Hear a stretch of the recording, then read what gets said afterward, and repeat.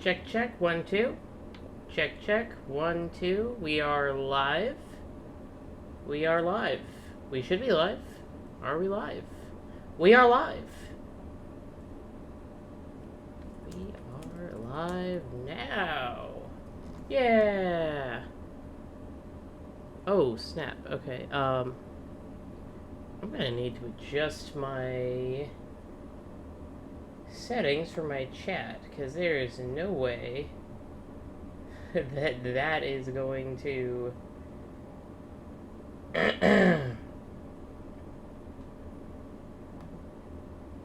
there's no way that's going to actually show up on video. Oh boy. Filters, color correction, saturation, opacity, gamma, contrast,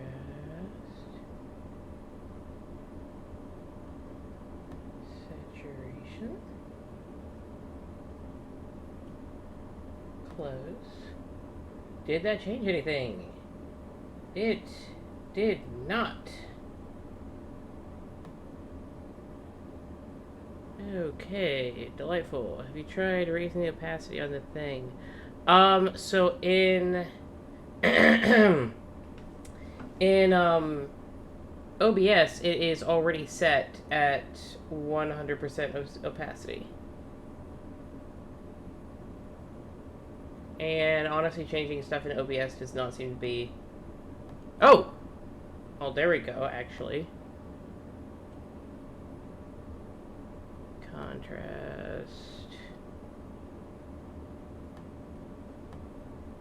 That's very... Yes, that is very weird.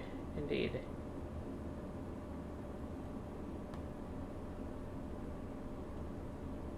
Saturation. Honestly, I think it's the opacity from over just from... That's just the native stuff coming over from Stream Elements. So I gotta find that. Guys, this has been a really frustrating day, honestly. It might be a Streamlabs issue. It means Stream Elements. Yeah, this has been a very frustrating stream to get set up for. So about 6, a little before, right around 6 o'clock, I decided that today we are going to play Final Fantasy 13. I needed a break from what we've been doing over on Star Wars Empire at War, which has been so much fun. I've really loved it. But I have just really needed a break.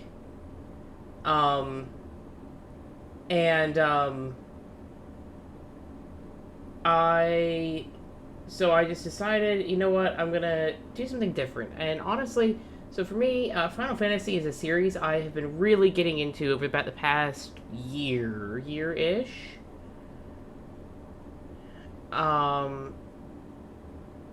And so I decided, I've been thinking that I really want to, I've been thinking that I really do want to play a Final Fantasy game on stream sometime. And I'm like, man, like, that'd be really fun to, do that on stream. And so I was thinking of, which game I want to play. Oh, and I just lost my historical chat. Delightful. And what was... Check message. So, anyways, I have had Final Fantasy 13 sitting in my back pocket for, man, it's been a while, actually, that I've had this game, and I just haven't actually gotten around to playing it. And so I was like, you know what? This would be a really fun game to try. Testing. There we go. Okay, that's doing better. I think we can do better still. Text settings. there a way to make the text itself darker? Because it's a little bit...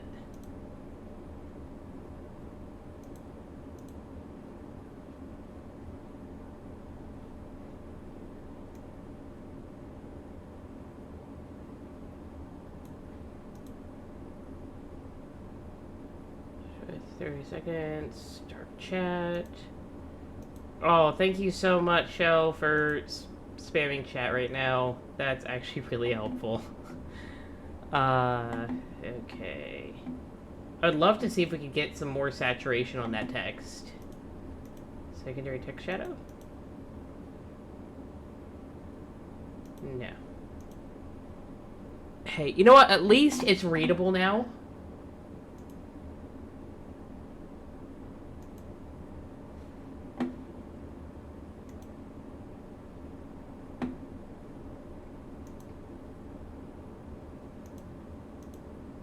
Which it really kind of wasn't before. So, we're doing better now. One dot. Okay. Woo! Alright, there we go. So, anyways, yeah, so, let's go ahead and start this. Is there a reason that is not showing up? Okay, okay, it is showing up.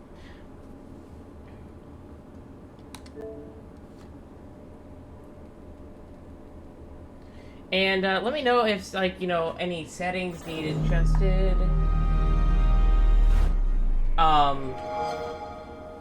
You know, let me know audio stuff. Because we're still, this is my first time, like, playing this game, like, at all. Also, don't mind me, I am going to be eating a little bit here at the beginning. Oh. I did not eat supper until, like, quite late here. Okay. Archie Forms 25. Nom. Nom nom indeed. Storage device we went for saving and loading data. Okay, cloud saved games. Let's hope that we don't have any issues with that. Opening cutscene. Ooh. Oh, that's cool.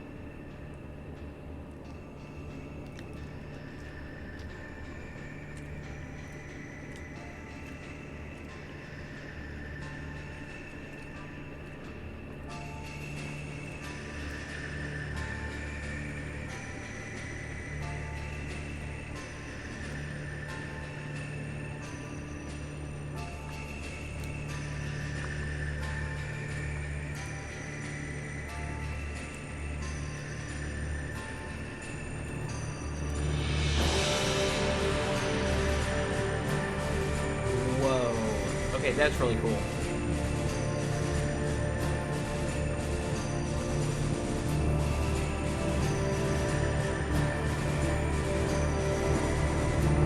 Visuals remind me of a less dark and gritty Twilight Princess. I can totally see that.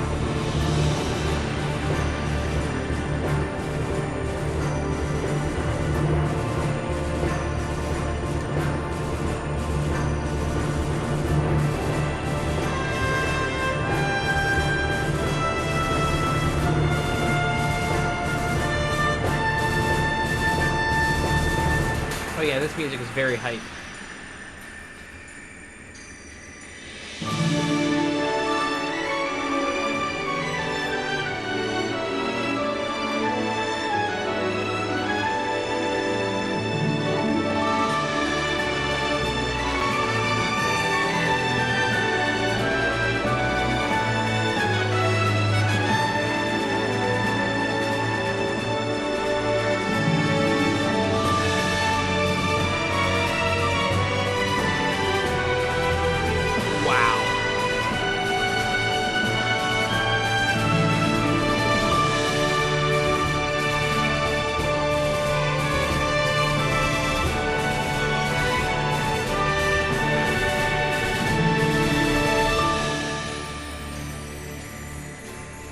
I just gotta say, this game came out in, like, 2009. Like, I've heard that this is, like, people have said this is one of the best-looking games on the 360. Is it one of the best games on the 360? No. And we'll get into that. But it is an absolutely gorgeous looking game.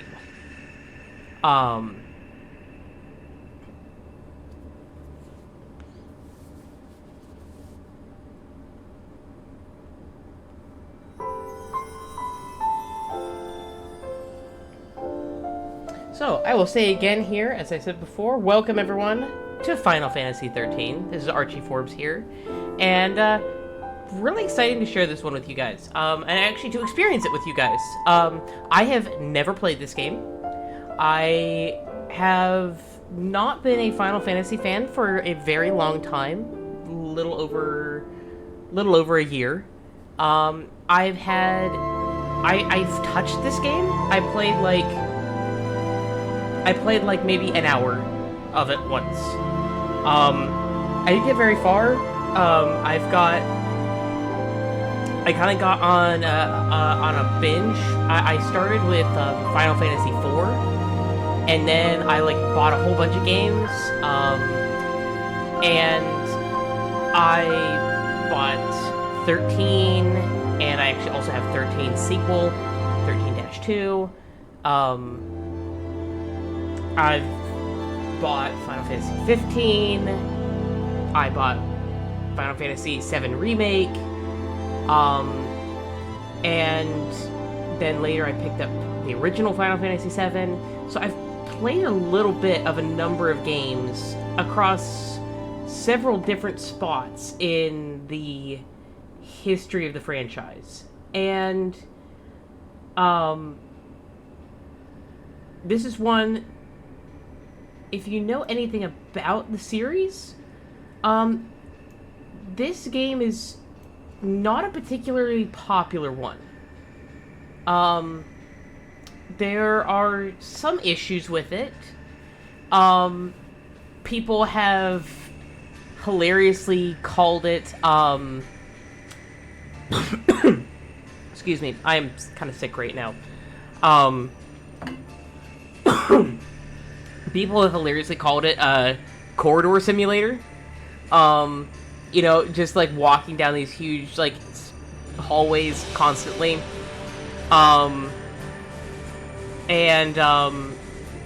You know, I don't really know how justified that is. I'm also going to kind of resize chat a little bit more here. We're still trying to get this figured out.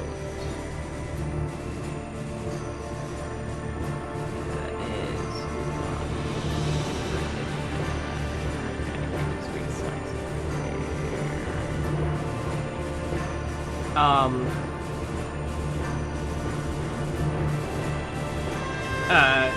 gonna be long stream elements again. Anyways, so,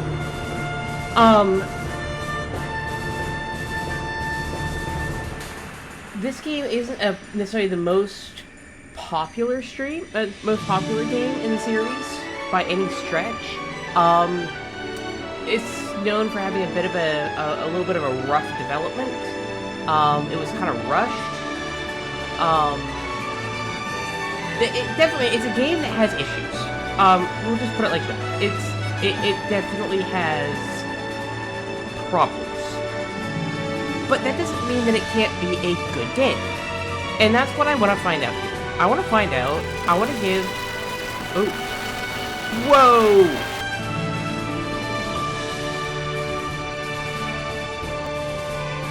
That was a stutter and a half.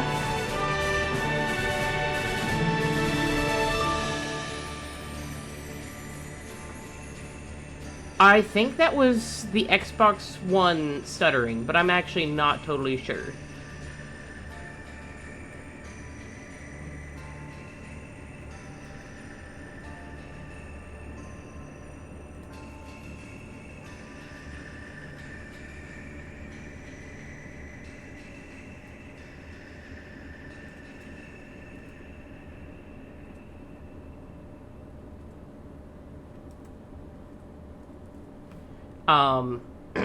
Yeah, I think that was the Xbox just kind of stuttering a bit there.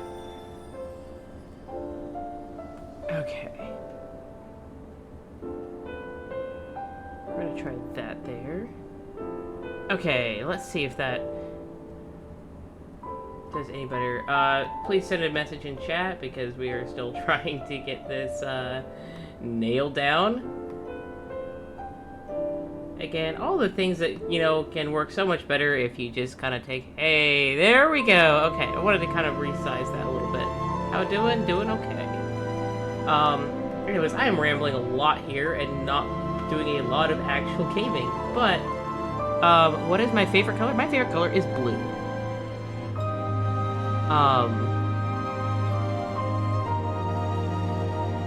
So anyways, as someone who's still kind of new to the franchise, and with a probably fairly, okay, I will turn the game volume down a little bit further. Is that any better? Okay.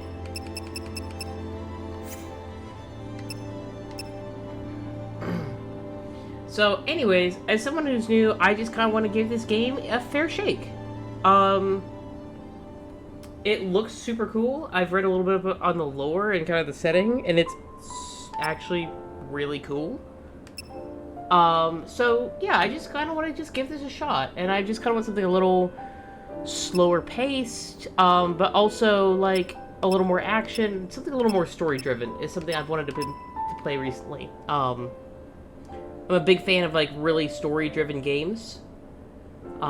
That's kind of my hobby, more so. So anyways, yeah, that's just kind of what we're gonna be doing here tonight. So, yeah, so let's, we're gonna just kind of jump... Oh, and also, before I get started here, man, I have lots of, like, explanations and PSAs here, but, you know, as we get going here, Final Fantasy, you know, very much known for, you know, magic and mystical stuff, and, this game, more so than some, but it's also definitely not the worst offender in this regard, you know, definitely some... how to word it, risqueness. I guess maybe take this as a content warning. If magic and stuff and, people not being always dressed the most appropriately isn't your thing, if you're not okay with that, then that's totally fine. And I honestly would prefer that some of those things weren't there. But not every game I play on this channel is necessarily going to be as squeaky clean as I would like it to be, because that's unfortunately just, you know, that's just not how things work sometimes, which is frustrating. No, it started the cutscene again. Okay, there we go. That's just unfortunately just not how the things work sometimes. And so, you know, problems and all, we just sometimes have to take things as they are. And stories about, you know, magical worlds and characters fighting to save the world and, you know, overcome a power of darkness type character, those are just things I love, which is why I've really come to love this series. And I don't know how this game holds up to that. I might get a ways in. We are going to try to complete this game. I have no idea how long that's going to take. We will take breaks. We will take breaks from this. I do want to complete this game because I want to get an opinion on it. I have no idea what it's like. And I'm not going to just take that, oh yeah, it's a boring game that just you walk around, you do nothing. It's like, well, no, I've heard that the story is really good and the characters can be really endearing. So far, one of my favorite games in the series that I've played is Final Fantasy 15. I'm still working on that game. But that game is really kind of unpopular in the series. For very similar reasons. But I loved it. I am loving that game. It's so much fun, and the characters are so endearing. So yeah. Anyways, so if you stick around, you are welcome to join the stream and hang around. I really hope you all enjoy this. But if it just turns out that this isn't for you, then that is totally fine. So we're just gonna, but we are here gonna jump in. I've played this opening before, but I spent like maybe a couple hours at tops, and I've a lot has happened in my gaming and in my life since that's happened. So we'll just see how this goes. So with that, Final Fantasy 13.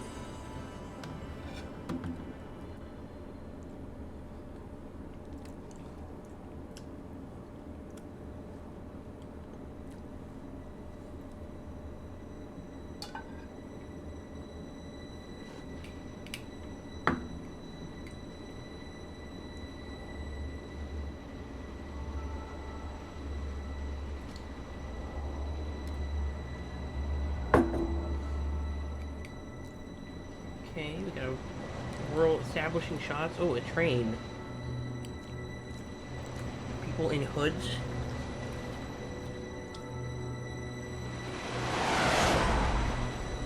Man, that's a fast-looking train. Final Fantasy 13. So dramatic. Whoa. Okay. Is that freaky looking dude? Is it a bullet train? Kinda looks like one. Kinda looks like a monorail. Honestly.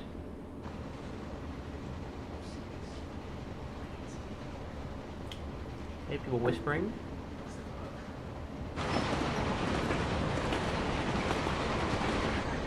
Very sick.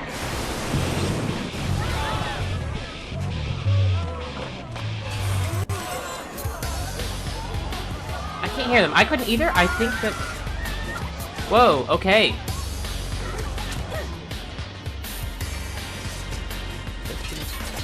Pretty sick opening combat there.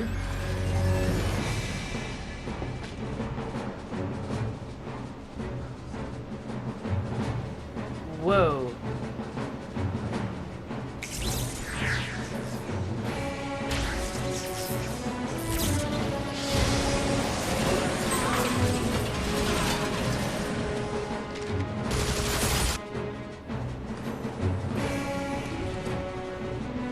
Yes, Chocobo indeed. Okay, alright, we're putting this on hold here. I have no idea what's going on with the audio. So we're gonna figure that out. I have a hunch of what it might be. And I had not thought about this at all. HDMI audio, stereo uncompressed.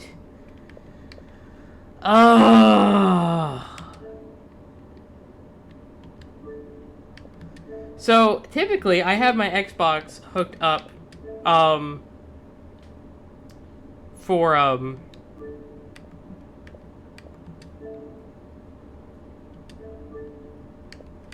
typically I have my Xbox hooked up to my TV and my sound system, which, looks and sounds a lot nicer. But, yeah, I think that might be... Behold, the stream of many issues. I might actually just restart this cutscene once I figure out that our audio issues are taken care of. You know, actually, let's just, Oh, goodness. Alright, you know what? We're gonna do it. We're doing this. We're doing this. I hate that we're doing this, but we're doing this. Quit. Oh, my word. So many problems. I chose about 6 o'clock that I was gonna play this game. I got my Xbox set up, and then I realized I could not find this game. And I spent about 45 minutes to an hour looking for it all across my house, and the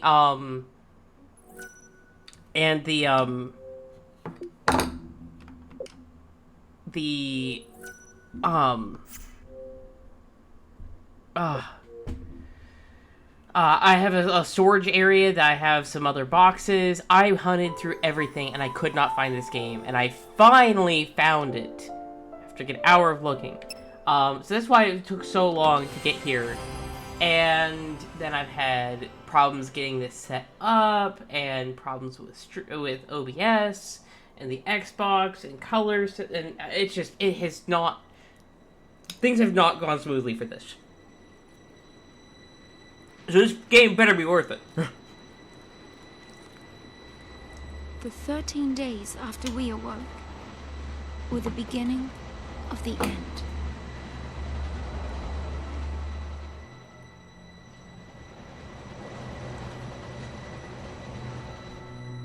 Okay, we're actually getting better audio now.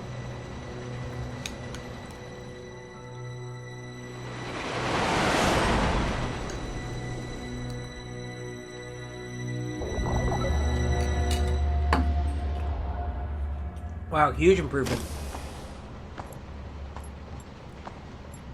Yeah, me too.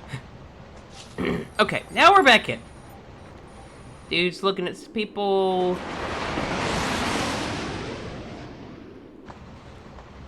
Oh, Dino Tim? Thank you for joining.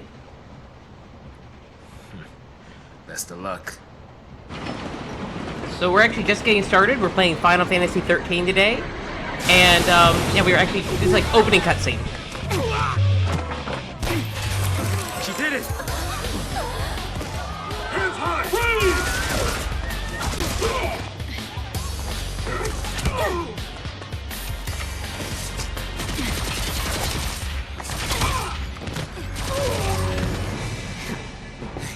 You alright? I'm not a Xiii.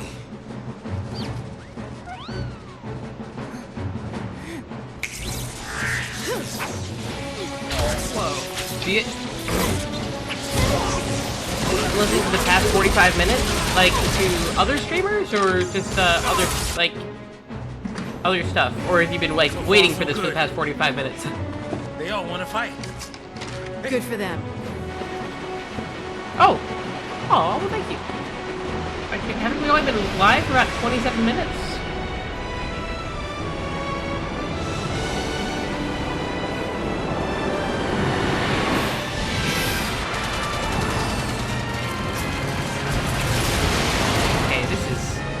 Really, honestly, sick opening cutscene. Okay, we got flying things.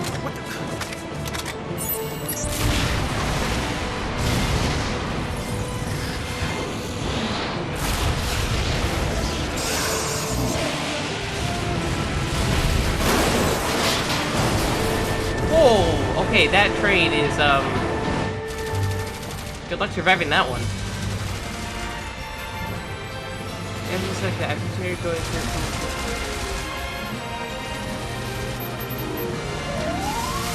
Okay, so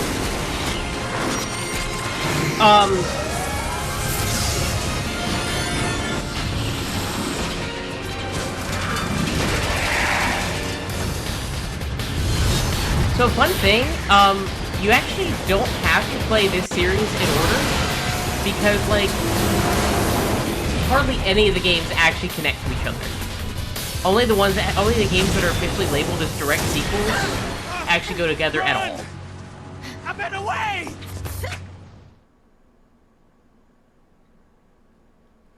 Okay, it looks like we're about to jump into gameplay here. Oh, after an in-game cutscene. Man, this game looks so good for a game that came out, like, a decade and a half ago. Whoa! Hey! Let's be rational now.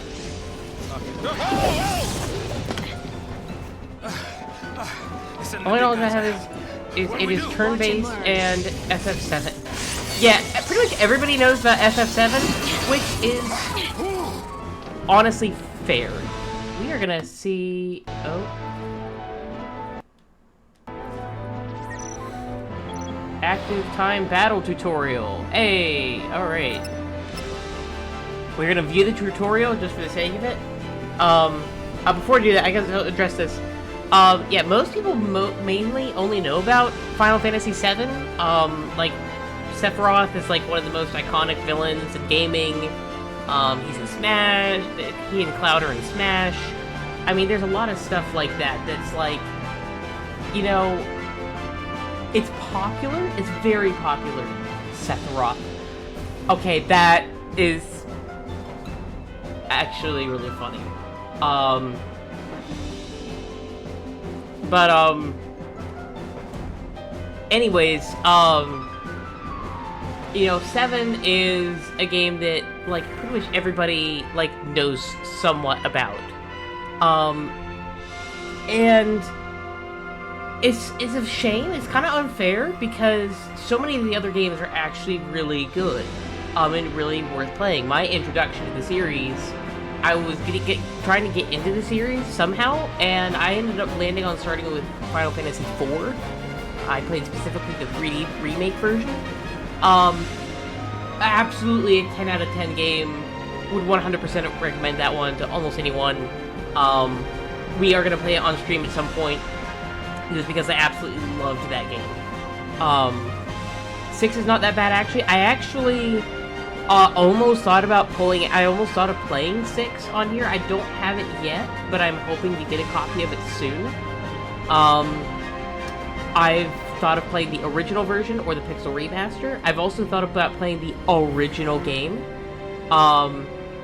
It's just, it hasn't aged the greatest.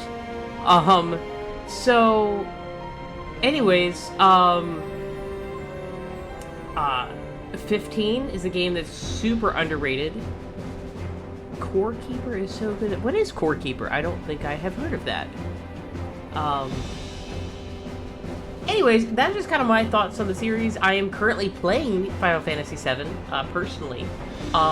Very fun game. I also probably plan on playing it on stream at some point. I have super enjoyed my experience with that. Great story, great characters, just great development. Fantastic game. Not every game is traditional turn-based. This is kind of the last of the more traditional turn-based, and even it starts to stray from the traditional turn-based gameplay. Sandbox crafting, surviving has a little bit of a story. I'll keep that in mind. So anyways, well, with all of that said, we're gonna jump in. Vita tutorial. Time flows continuously throughout battle. Watch as the ATV slowly charges. Characters perform actions by expending charged ATV gauge segments. The actions which they perform depend on the commands you select. You can input entire strings of commands and then unleash them all at once. Select Auto Battle to queue up a set of commands tailored to your situation. Select abilities to specify individual commands as you see fit. A description of each command will be displayed at the top of the screen. Oh really? No more turn-based? Yes, actually. The Final Fantasy 16, which just released here within the last year, maybe a little over a year ago, it is actually an action RPG. It is not turn-based at all, which is a huge straying from the... Yeah, I get that. I get the wish for traditional turn-based. That said, I don't think it's necessarily a bad thing. It's just, you know, I really hope they do make another original game that's turn-based, personally. I do really like the turn-based combat. But, I also played quite a bit of, Final Fantasy VII Remake. And the combat in that was a good blend of, like, action and, like, the ATB command stuff. It was a really unique combat system that I did really enjoy. It's not turn-based, and it's much more action, but I don't think it's a problem. I don't think it has to be a problem. Not spicy enough, probably? I guess I don't know how you're defining spice in that term. Plenty spicy as far as, like, variety. Anyways, I'm pretty excited about their, they are going to be doing a Final Fantasy IX remake here soon. And I'm excited about that. And it's apparently going to be more traditional in its turn-based. Description of each command will be played on the screen. For now, select the auto battle command, move the first as A is selected. 2 attack actions have been placed in your command queue. As you learn new abilities, you use commands other than attack. It will also become possible to create longer strings of commands. Next, you will choose your target. Choose the target of your attacks. When fighting multiple enemies, select target using the pad and then press A to confirm it. You only face one enemy at a time. One enemy this time, so choice is simple. Press A and it will execute 2 attack commands immediately. Once you finish your attacks, enter more commands and continue fighting until you have defeated the enemy. Note that you will only be able to control the actions of lightning. Saws will fight on his own, supporting her as he deems best. Good luck from here on out. How you fight is up to you.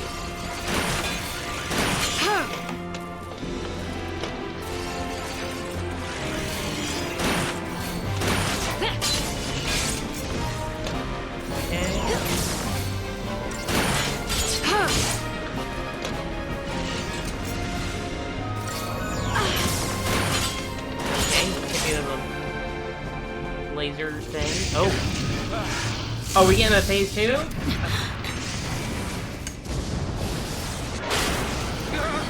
Fall back!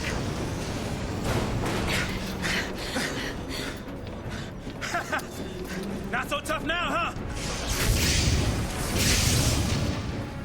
Hey, that wasn't like a challenge now, all right? Hey! Time to go! Oh, snap.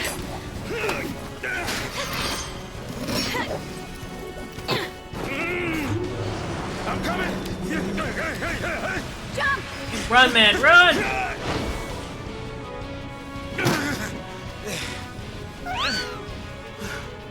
Oh, and the baby chocobo. This thing won't give up.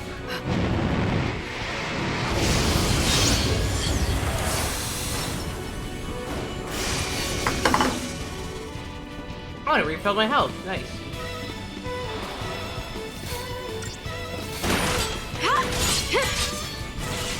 Oh, the music here is a bop.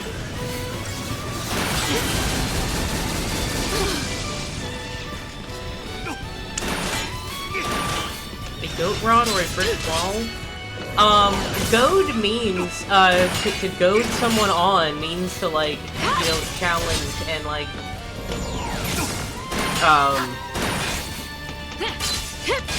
yeah. Ooh, what?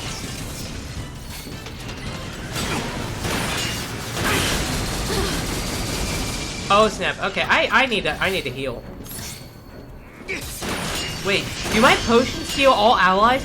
No, that is if that is the case, that is so overpowered.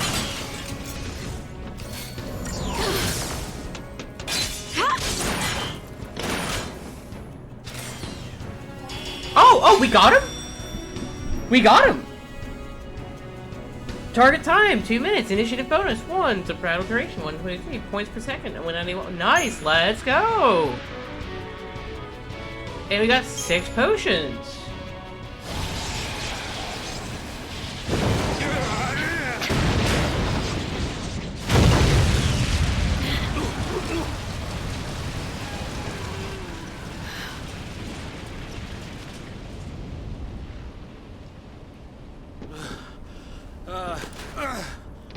No need for all materia here.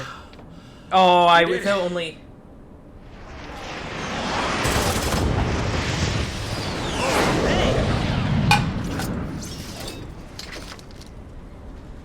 Aren't you supposed to protect civilians, soldier? I mean, you are Sanctum, aren't you? What are you doing trying to stop the purge? Why don't you tell me that? I was a soldier. Hey, Oh, we've got a definitely not cloudy right here.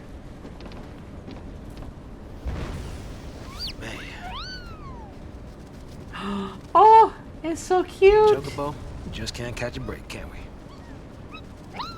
Yeah, that's a good question. Oh well, better follow her. I'm getting too old for this.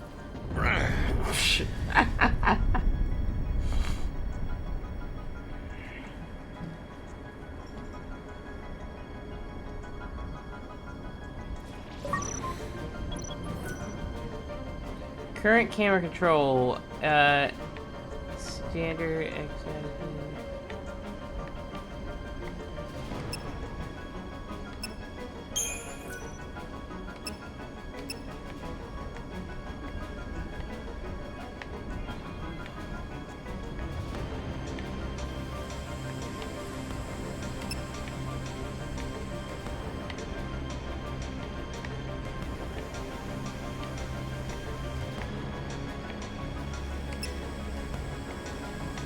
So, trying to see...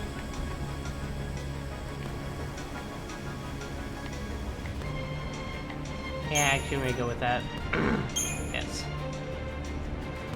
Love the baby chocobo. Yes, they're adorable. You possess an advanced digital journal known as a datalog that autonomously streams information deemed pertinent. Whenever the datalog records a new entry, a notice will appear to peruse entries. Okay, datalog, okay. You sure we can get through here?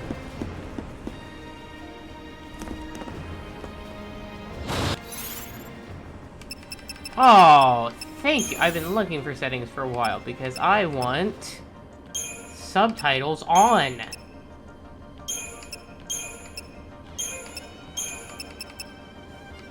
Oh, thank you. Battle speed normal, default battle command, auto battle. Okay, glad we do. So, lore. Oh boy, yes, a lot of lore, and I gotta decide how in depth I want to get with this because this is honestly really exhausting.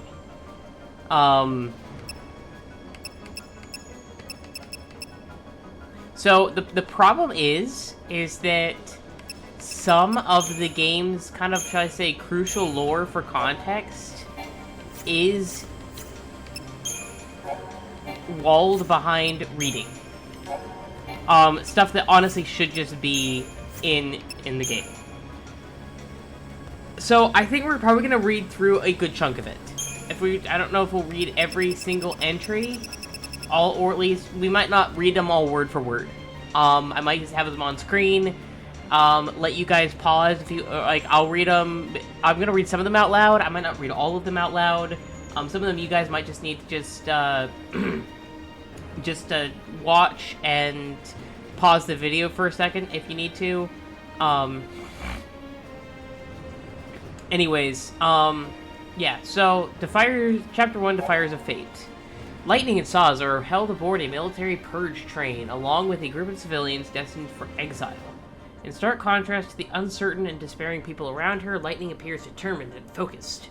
She seizes upon an instant of inattention to disable a guard, and her impressive display inspires Saws and the other civilians to take up arms against the soldiers. After clashing with army forces, the train crashes to a halt in the war-torn district known as the Hanging Edge.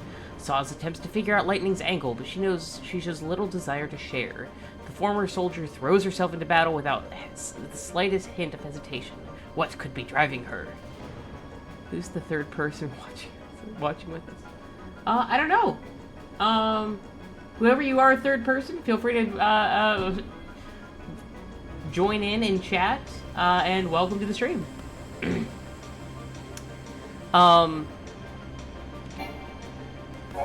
I have such mixed feelings about this, like, super self-serious dialogue. I mean, like, journaling and such.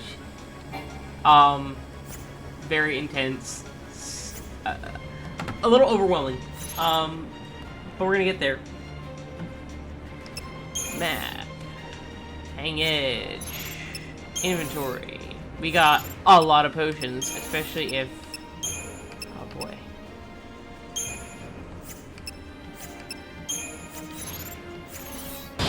Okay. Make sure you get through here. Oh, the running's a little wonky. Okay.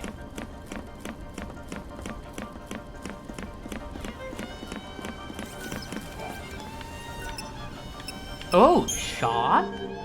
Hello. Unicorn Mart? Oh boy. Oh boy, we may have some problems of trying to find a good place to put the chat. This may be interesting. No, we don't have enough money for Phoenix Down. Darn it. Oh well. I think we have enough potions to sustain us for the moment, but we are going to save. New save data, Defiers of Fate. Oh man, it's so serious. Bottom left, that's not gonna work for when we're in battle. That is really not going to work when we're in battle, because that's where all of our action commands and such come from. So I'm thinking about maybe top right. Remember, many various enemy stock roads that you travel. Upon entering a detection radius, the minimap in the upper right corner will flash warning. Warning! Warning! Come into contact with enemy, will initiate the battle.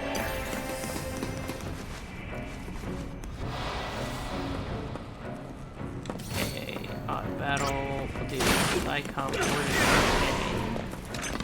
Auto battle.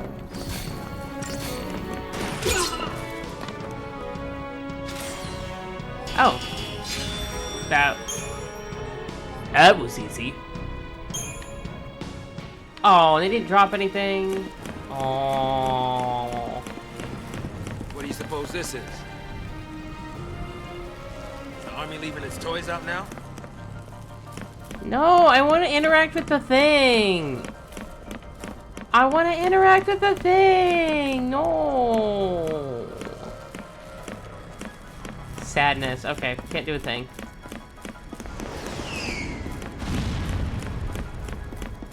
Fixing to dish me already, huh? Whoa. Oh, okay. Just auto jumped it. Like it or not, I'm sticking with you. Okay, gonna fight another of these guys. Yes, easy button indeed.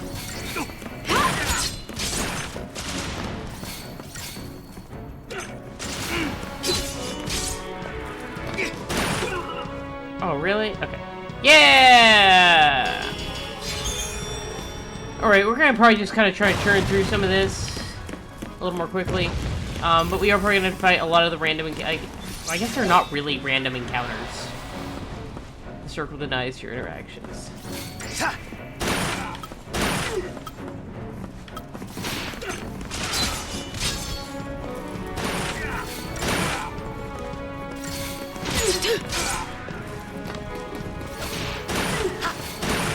Oh, this is really interesting.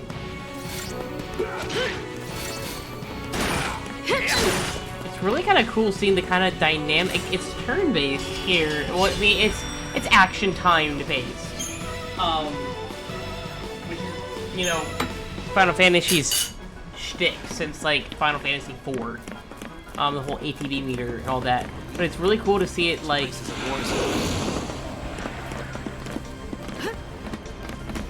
Like, just kind of a circling map.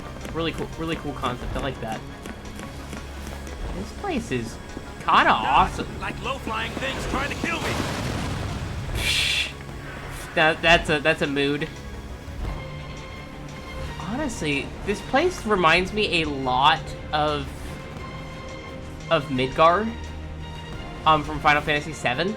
Like, honestly, you just, like, take that shot right there, and, like, you just kind of, all you need is her to, like, hold her sword kind of on her shoulder, and you've just recreated the, like, the poster for Final Fantasy VII. Like, I've heard this game kind of is, I want to say 7's knockoff, but kind of. You obtain a potion! The drain the Mako out of the planet. Oh yeah, all the Mako, be gone.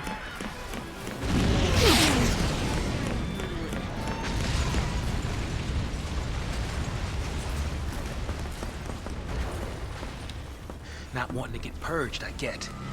But taking on trained soldiers? Better to die than get sent to Pulse. It's hell with the brimstone.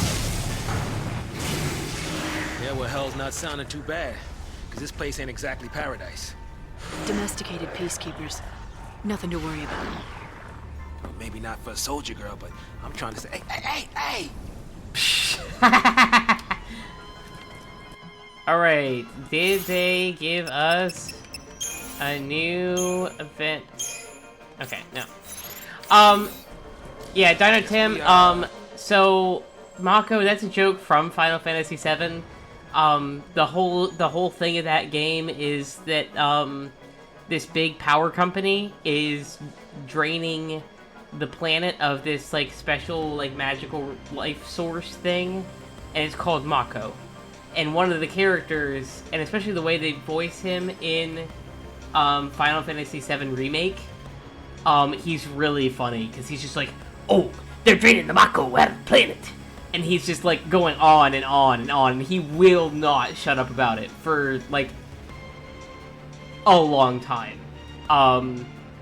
It's better in the original version of 7, just because you get to move on to later parts of the game, but 7 Remake just first focuses on the first portion of the game,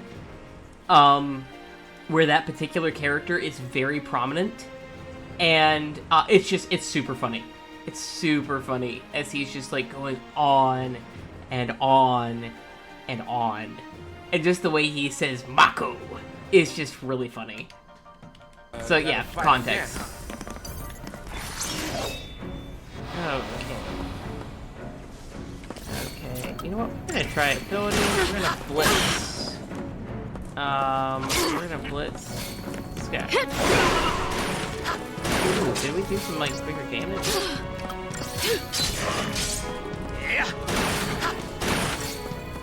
Fighting a Pantheron.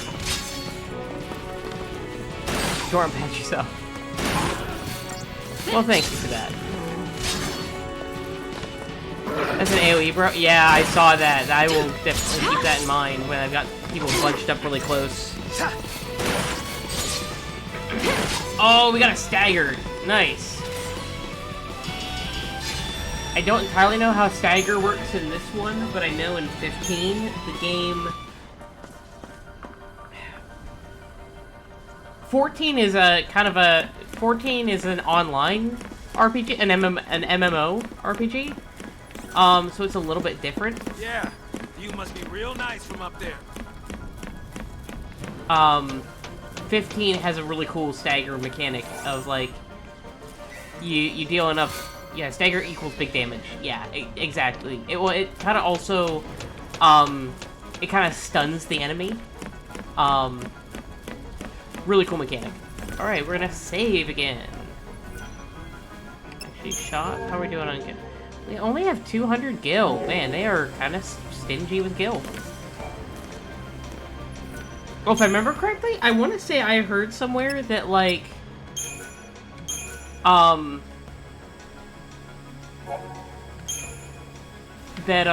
this game can almost be beaten without, like, using any gil. Be your crew? Oh.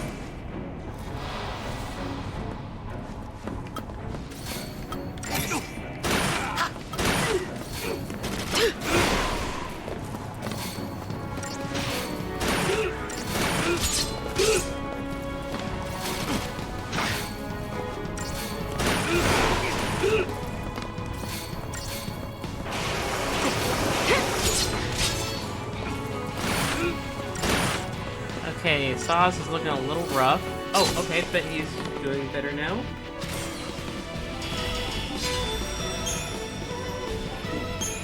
Okay. Wait, does it heal me when I'm out of battle? No!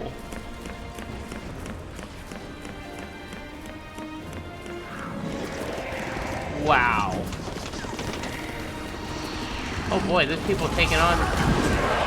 Cold-blooded murder. Oh, snap. Okay.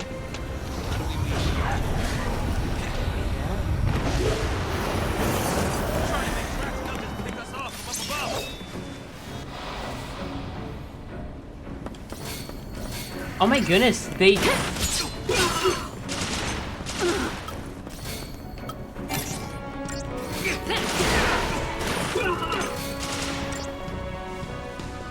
We do get healed outside of battle.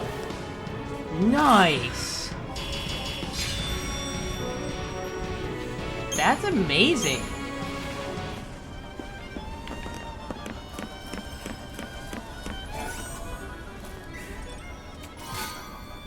You obtained 50 gil. Yeah.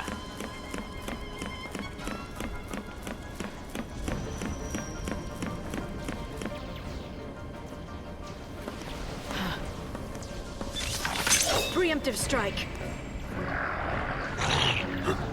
rebels. So much for the element of surprise. Easily abused. Oh, absolutely.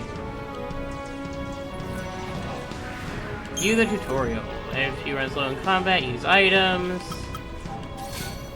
Looks like you have posters. Shows where HP would consumed. Number next time. Okay, move the cursor. Yes. Oh no, I'm gonna have to use a potion because I'm so low of health. The potion heals your entire battle team. You do not need a specified target. Using items is a free action, so you will recover HP immediately without spending any charge segments of your ATP. When you find yourself in a pinch, don't hesitate to use a potion. Remember, even if your allies are still standing, it's game over. If the enemy manages... Oh!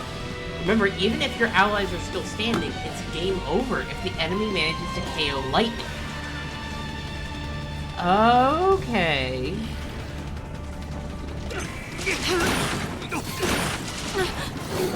Weird.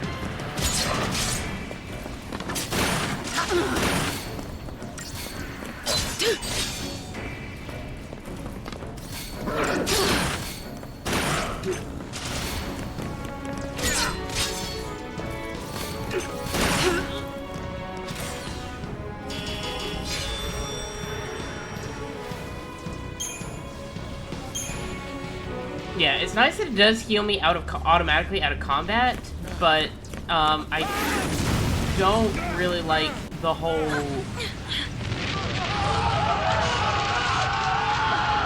What's that? Holy mackerel.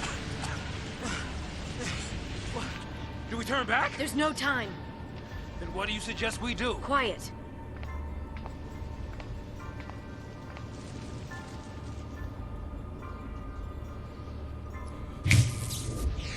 Hey! Wait!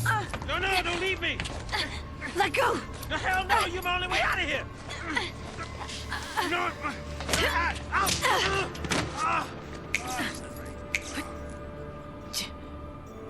Hey, that might get us across. Right there. Bro. Right? Looks that way. And she was just gonna leave this man. This poor guy can't catch a break. And how dare you try to leave baby Chocobo?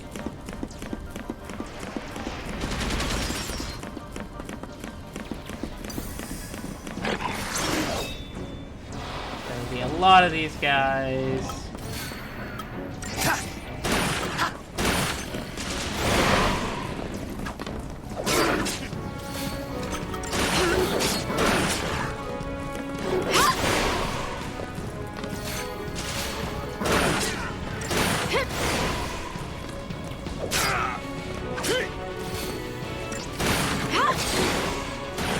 Nice. Okay, I should probably potion. Okay, yeah, that was kind of potion.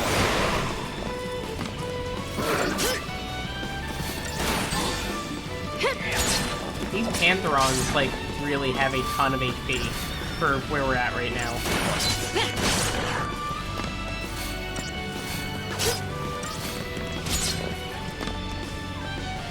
This music is absolutely fantastic. I just gotta say, the music is absolutely stellar. Wicked Fang! Oh, dude, that's like a Wicked Fang! Seems to be in working order. It's so early 2000s.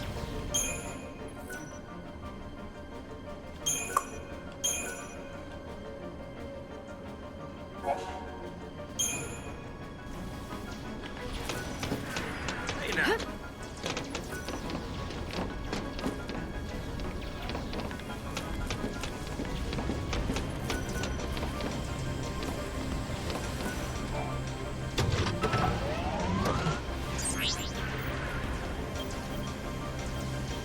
Oh, yes, that was totally wicked. I appreciate the reference.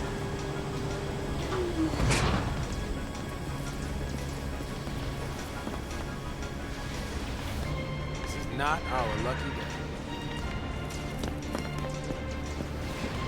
Whoa. I'm sorry, this set design is like Too, right? super Like, cool. pull some strings or something?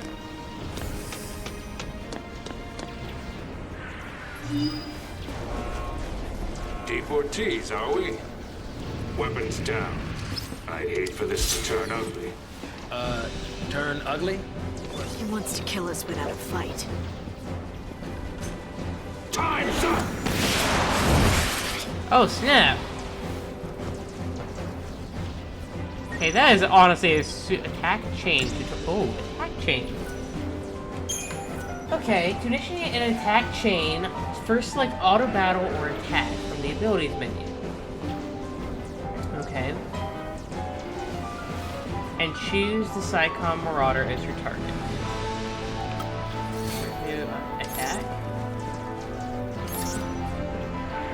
See the bar displayed beneath your target's name. That is known as the chain gauge. Keep an eye on the chain gauge as you strike.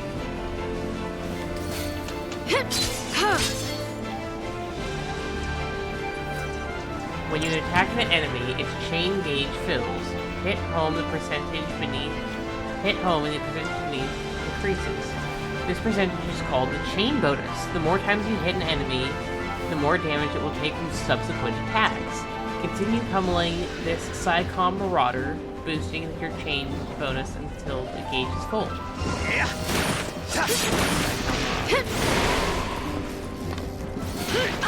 Xiii Marauder.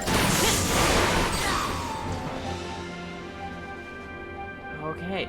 Once the chain gauge is full, one further blow will stagger your foe. A staggered enemy takes greater damage when attacked. Chaining attacks to stagger powerful adversaries is essential to defeating them. Be aware, however, that an enemy's chain gauge begins to drain the moment it is staggered. Once the gauge is empty, the enemy will no longer be staggered.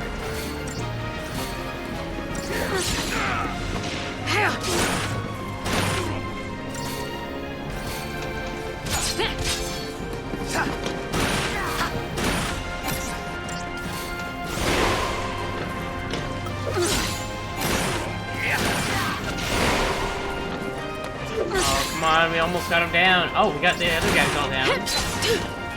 Perfect. Didn't even need a potion. Oh yes, we got Phoenix down. And a credit chip. Interesting. You know, I need some water here. So, soldier. What's your angle?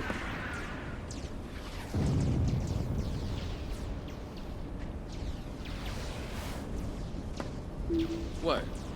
Classified military info? Huh? What's the matter? You quit, didn't you? Did you think I'm gonna go out there and just tell everybody your secrets? Xiii. My angle. I'm after the Xiii.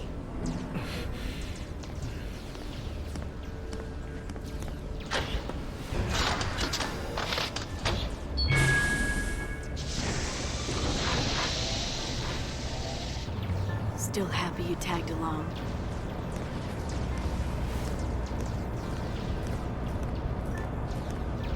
Didn't have a choice. We'll go read the data logs in a minute. I'm guessing it'll give a better explanation over there.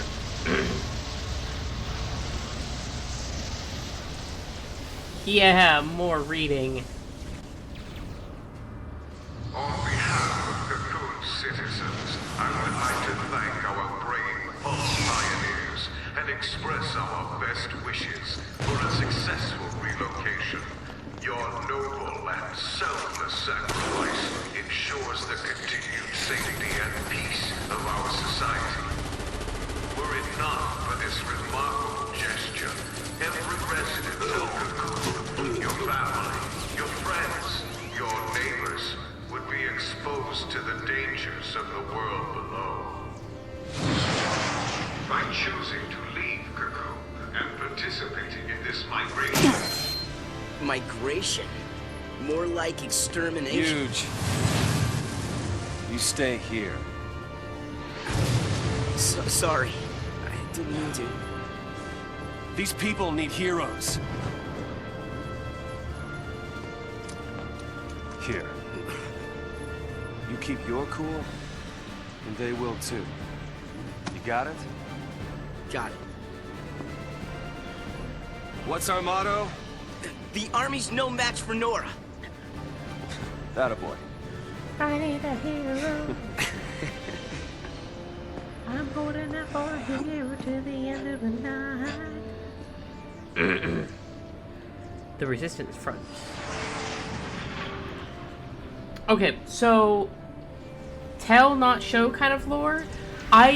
So my understanding is the game itself is extremely show don't tell, to the point that it actually doesn't tell you enough.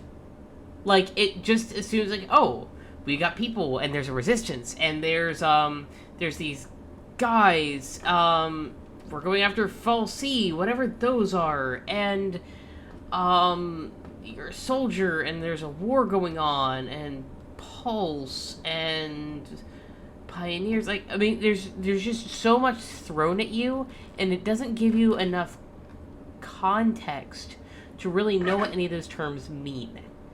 So you're just kind of thrown in trying to expect it to just kind of figure it out. But then if you go into the data logs, it tells you all kinds of information. Like, it tells you bounds of information. So it's kind of almost at a little bit of like a Dark Souls kind of storytelling, where like there's actually a very deep lore, but it's embedded all in like item descriptions and data logs and such, and you have to go read it all. And it's not bad, but it's just different. Okay. Hey, leader, what status? Snow. Okay, that's our new party character. Abilities. Attack and hand grenade. Nice. Equipment. Good. Wild bear. Level 1. Inventory. Oh, and our inventory carries over. Let's go.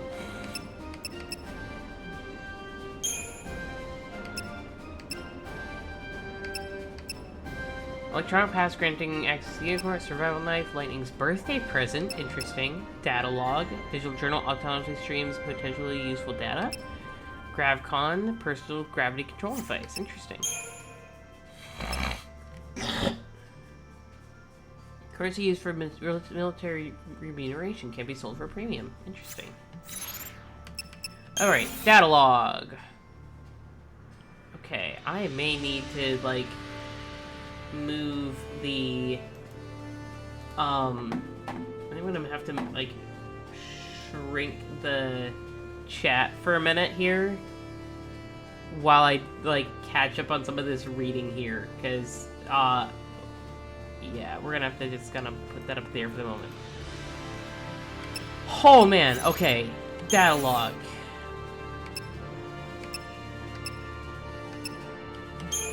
Events, Chapter 1, Fields of War. Suspect citizens of Cocoon are wrenched from their tranquil existence and threatened exile to the world of Pulse. The Purge has begun. Oh man, the Purge. The land below is said to crawl with unknown perils, and terrified civilians begin to rebel against the Purge.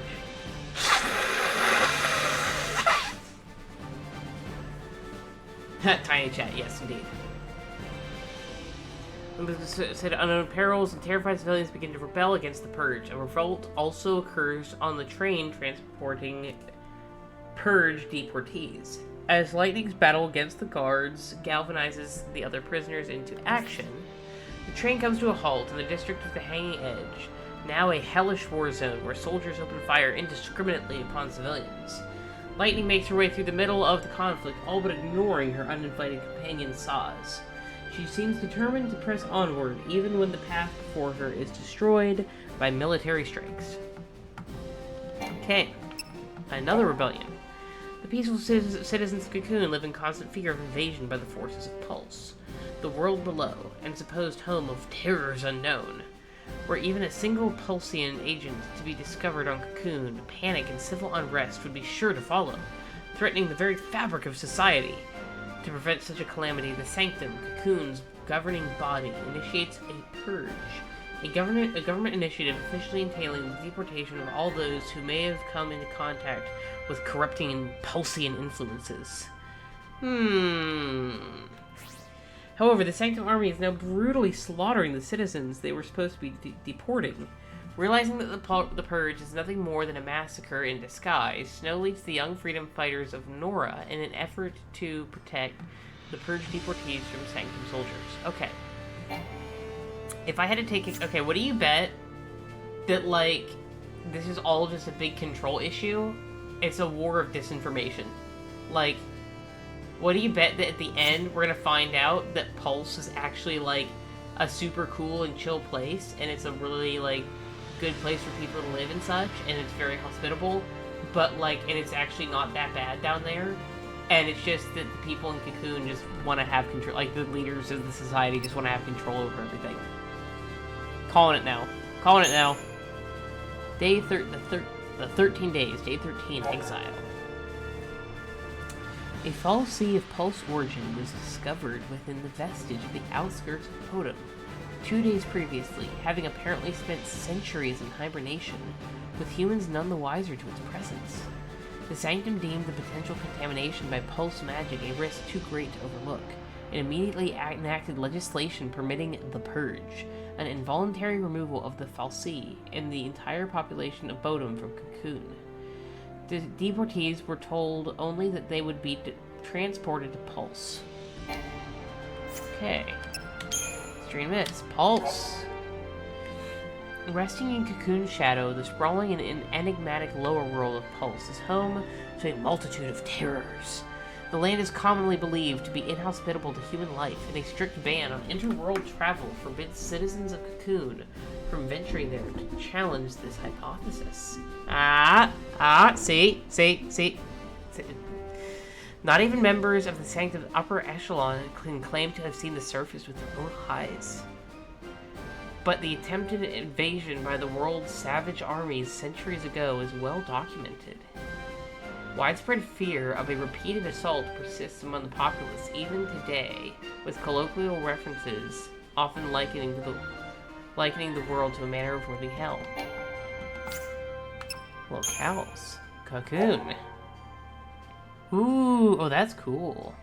Oh, that's very cool. From her lofty seat, the world of Cocoon has long enjoyed tranquility. The interior of her spherical shell supports several sprawling cities, and a population numbering in the tens of millions. Oh, snap. So it's like a tiny planet. Although a variety of dangerous beasts prowl the wilds, advanced technology and the protection of the world's Fal'Cie keepers ensure residents a peaceful and prosperous existence. Travel to the lower world of Pulse is forbidden, but given their deep-seated cultural fears of the place, Cocoon citizens would not even think to venture beyond the paradise they know. A relic of days, the Hanging Edge, a relic of days before the War of Transgression. The Hanging Edge is located near Cocoon's outer rim. The area was once a thriving urban center, but residents were forced to abandon the location when an attack by Pulsian forces cracked Cocoon's shell during the conflict several centuries past. It was since designated a restricted zone, and with civilian access prohibited, soon became nothing more than a name on local maps. Interesting. I'm actually going to turn that down just a little further. How's the audio sounding? If I could get a ping in chat from you guys. Cocoon Society. Wow. Okay. Man. Whew. A lot of reading. Okay. The Sanctum. Cocoon's central government, the Sanctum, holds supreme executive, legislative, and judicial power. It also maintains directive authority over the military. Despite the fact that Cocoon was built by the Fal'Cie and not by humans, Fal'Cie opt to operate only superficially in government affairs, leaving Cocoon's administration entirely to the discretion of the human Sanctum and its primarch, Gallant Disley. What a name. Sounds kind of Disley to me. Sounds like he's kind of ditzy. Yeah, he looks... Yeah, that's what I'm calling it, because I'm just like, Colt. Like, there's no way that this whole, like, thing is not, like, some giant cult. Like, I mean, not a cult, but, like, very cult-like practices of just, like, oh yeah, we're gonna, like, hide everyone, and you can't leave, and if you leave, we're gonna have to kill you or send you away. You know, once you leave, there's never any coming back, and, like, it's very much sounds like that. And so, yes, he looks very sus. Okay, to the millions who call Cocoon home, the lower world of Pulse represents a constant source of fear.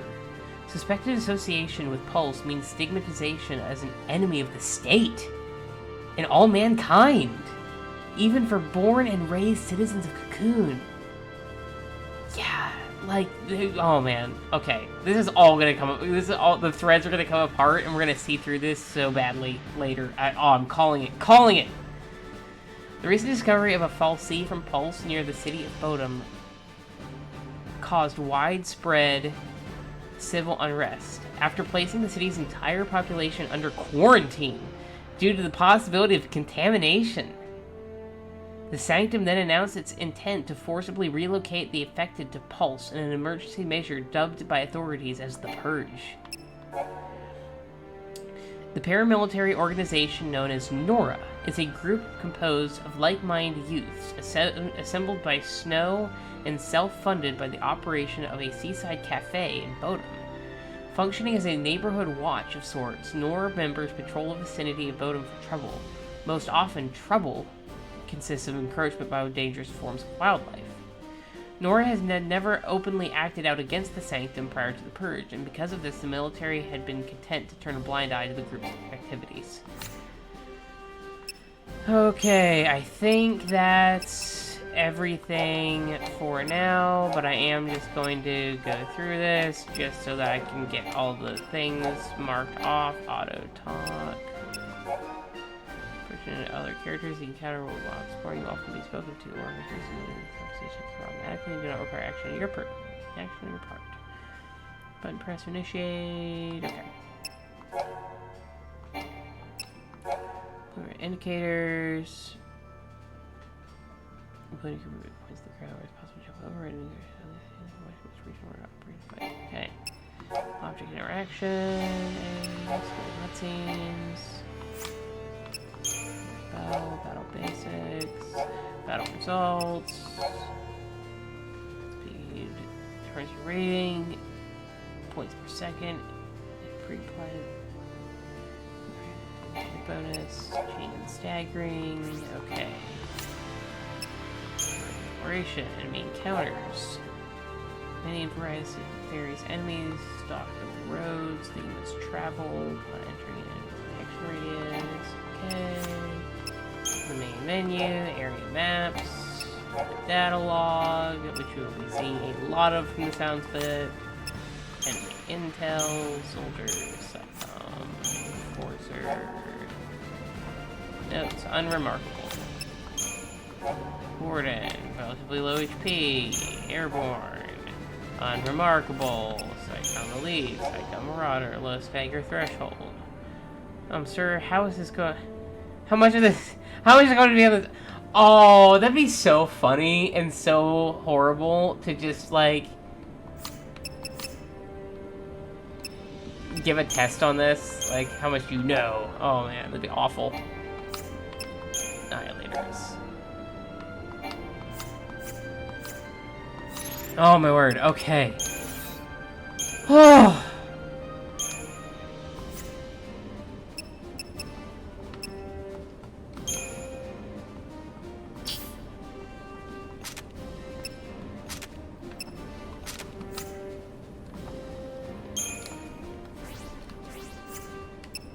How do I get it off of my list?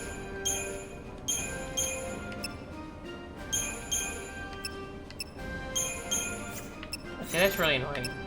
My OCD. Go snow, yeah. Alright. Let's get back into this after a lot of reading. It's over. It's all over. It's game over, man. It's game over. I'm just gonna die anyway. Okay, people bemoaning the fact that we're gonna die. We never should have fought back. Shop. Still only have 250 gil. We're gonna save again. Alright, now that we've caught up on a lot of the reading, hopefully, like, there won't be as many big chunks of it. We'll see. I'm not gonna get my hopes up, though. Aw.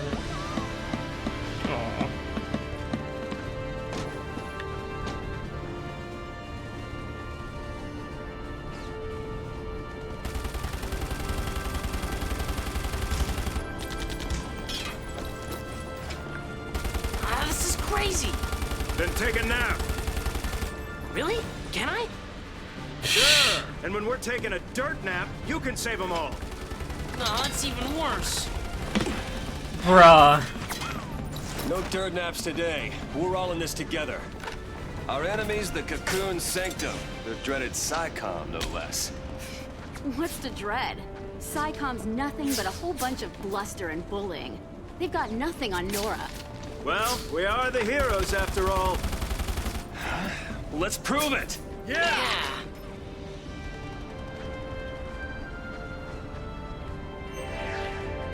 Sanctum's gonna pay for this.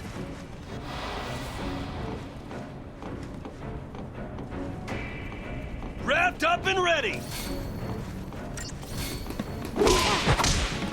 Oh, yeah. Go punch stuff.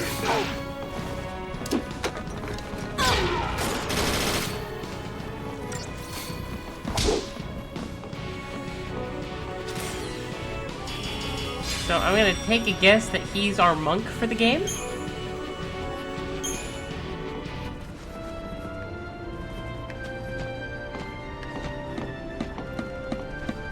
'em what we've got. Gotta clear a path out of here.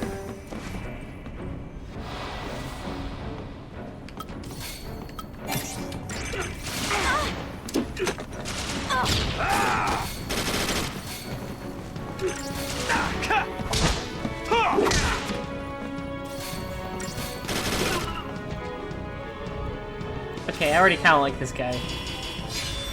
Let's go, Nora!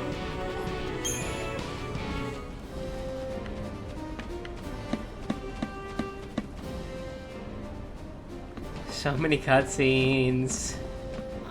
No more. Soldiers everywhere. That was great timing. Yo, boss. What's the plan? Charge in, guns blazing. Hey, that's not a plan. Excuse me, that is a Real plan. heroes don't need plans. Bruh.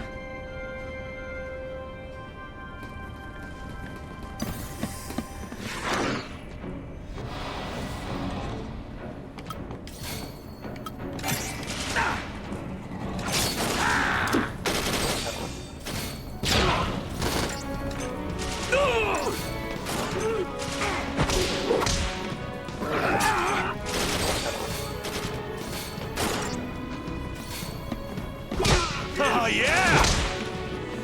You sure about that? I mean, it sounds good on paper.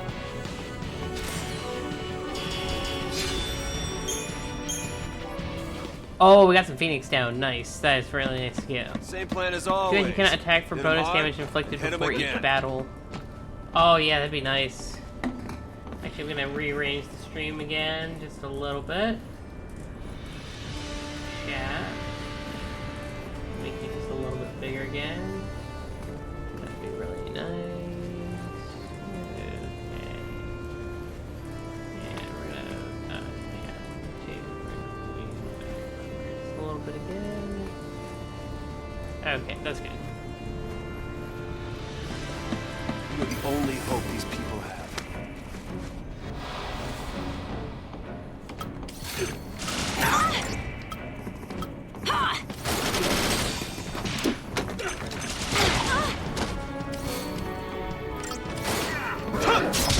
Later!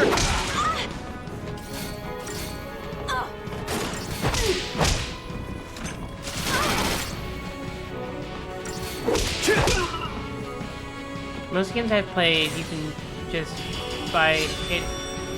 You can just by hitting attack, even when you would think you could not.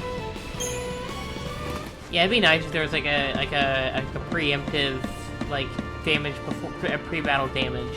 That'd be really handy. But Don't you kids go falling behind now.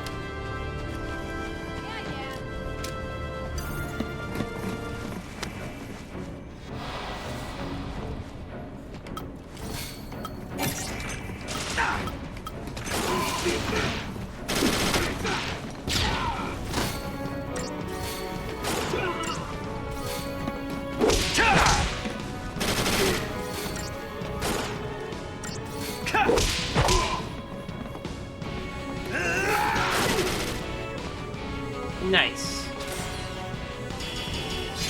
Okay, we're just gonna kind of keep turning through here. Hey, 5 more people.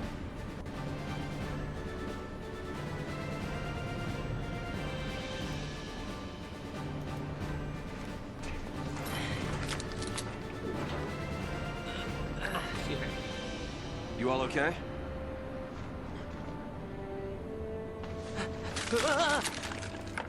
Hey, careful with those. Don't worry. No one's moving to Pulse today. We'll clear you a path out of here, so be ready to... Wait! Let me fight with you! You can't expect us to just sit here.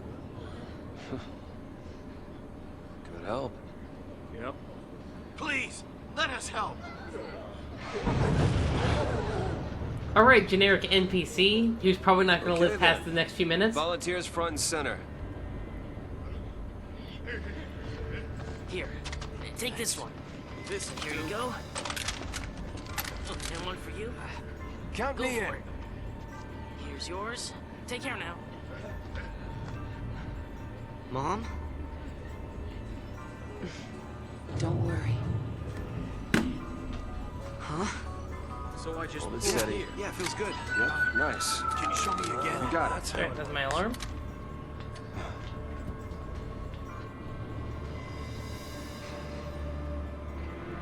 You sure? Yeah.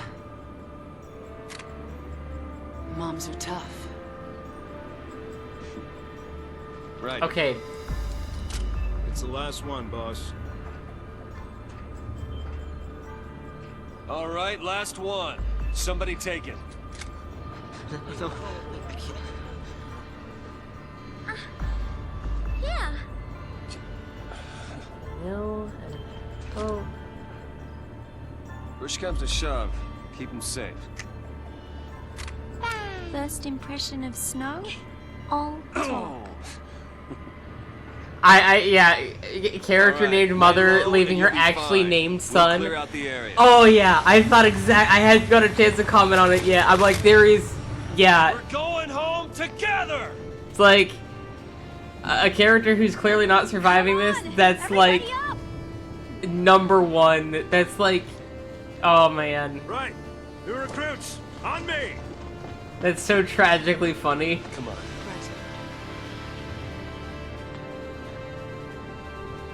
Oh, one last look for him Time to to go, see. kiddo.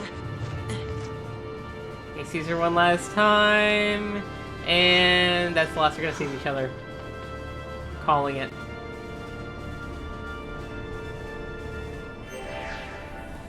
We're not losing to SciComm, you hear me?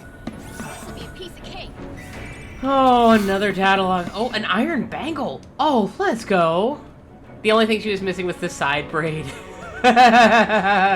Too soon. Too soon. Okay, inventory. Accessories. Equipment later.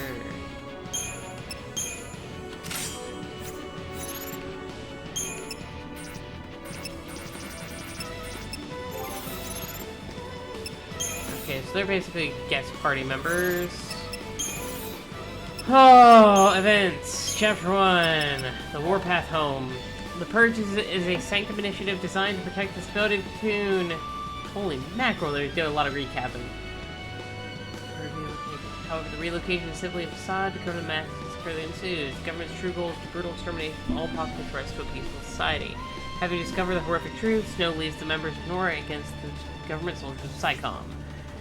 Oh, inspired by the actions of this handful of brave young men and women, the beleaguered civilians take heart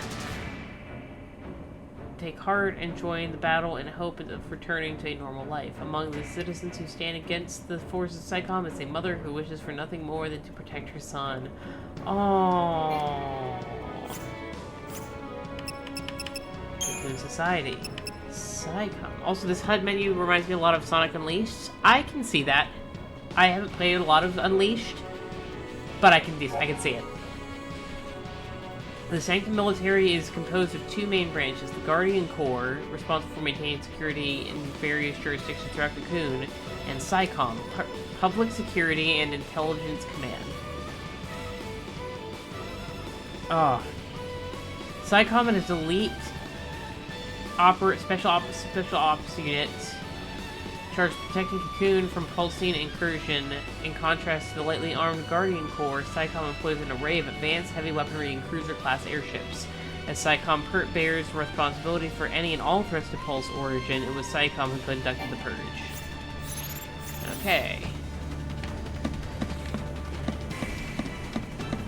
Stay sharp.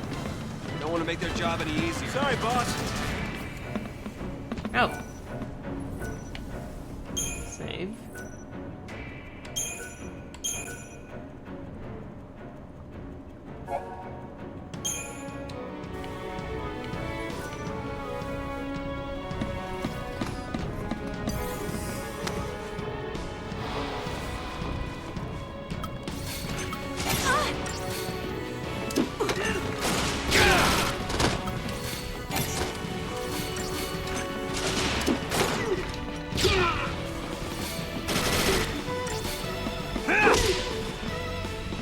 Well, that was fat.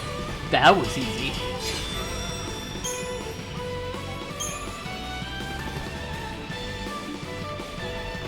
Bro, back us up. Lebro. Lebro.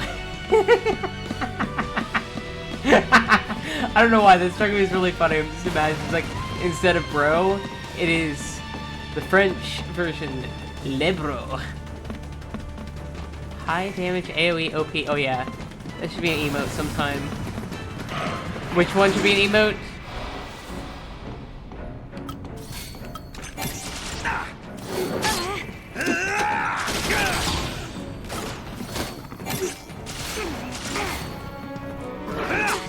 No, that's a little close.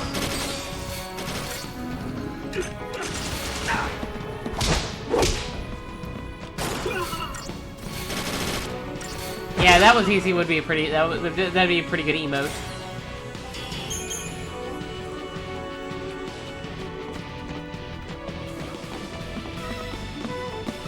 All right, let's shake things up a little.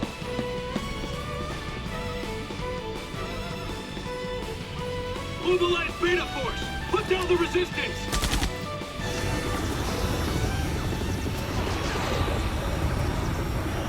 Uh-oh.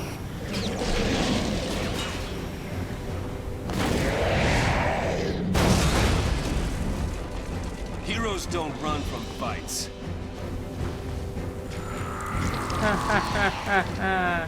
Oh boy. Yeah, I think this is about as far as I got before. There's nothing we can't do!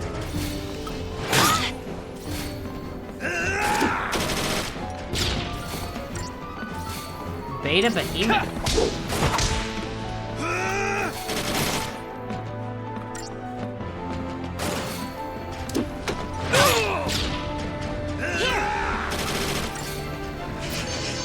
Just heal? Oh, nice.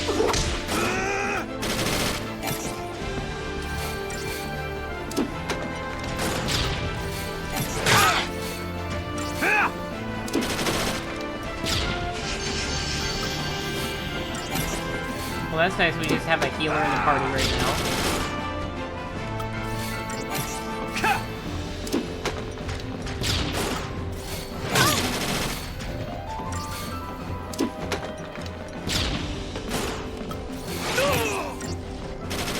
boy. Okay. Heals.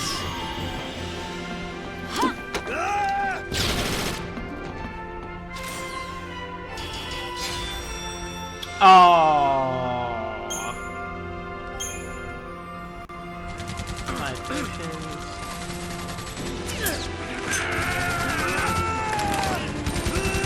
Oh, there was generic NPC guy.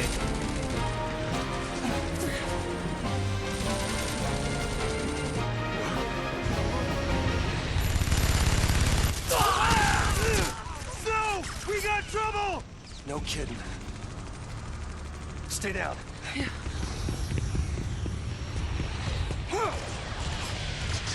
Oh, epic slow-mo! Dude, you got this! Oh, man.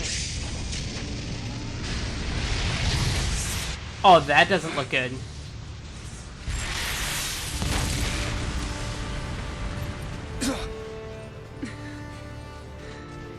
I told you, didn't I? Moms are tough. Oh.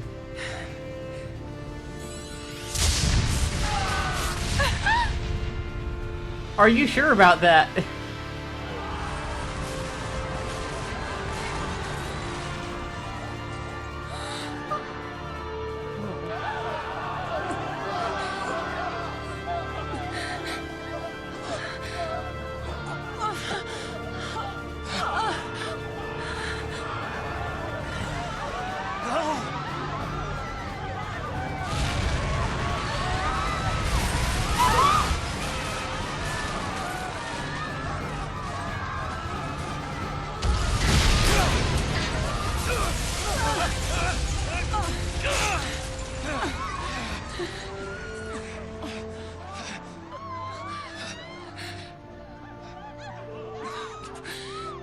Get him home.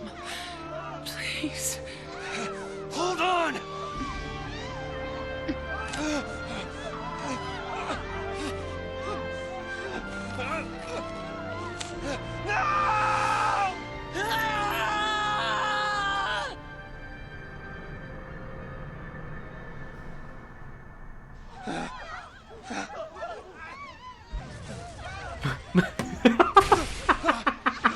That's so terrible, but sadly very funny. Mother, no.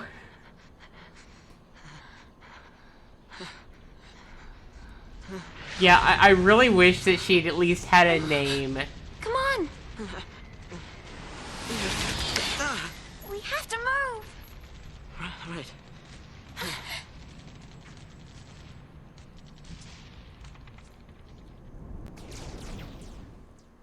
So how in the world Snow survive that? Because I know he pops up. I know. Anyway, I saw based on the cutscenes that he's gonna pop up later. But like, oh, yeah. I wish they'd been a little more subtle with that. Just like, yeah, plot armor, absolutely. You can't underestimate the power of plot armor in a game, in any game, but especially a game like a story-driven game like this. Lands on Mother of Oh, that's rough, man. Massacre. Those people won't even live long enough to die on Pulse. That was the idea. What?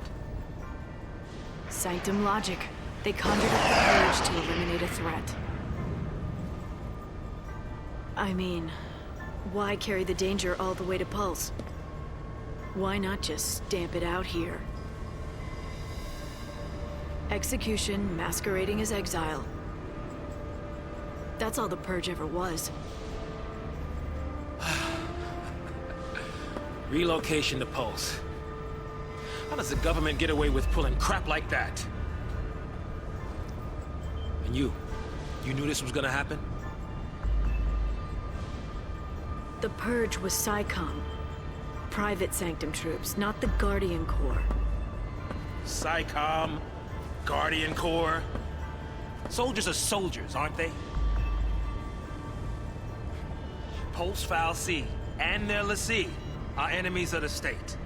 Tell a soldier to kill an enemy, and you really think it's gonna matter what uniform he's wearing? Might have mattered to that one. Couldn't shoot. Got himself shot instead. How about you? Orders say shoot, you pull the trigger? Fine. Forget I asked. Wait. What?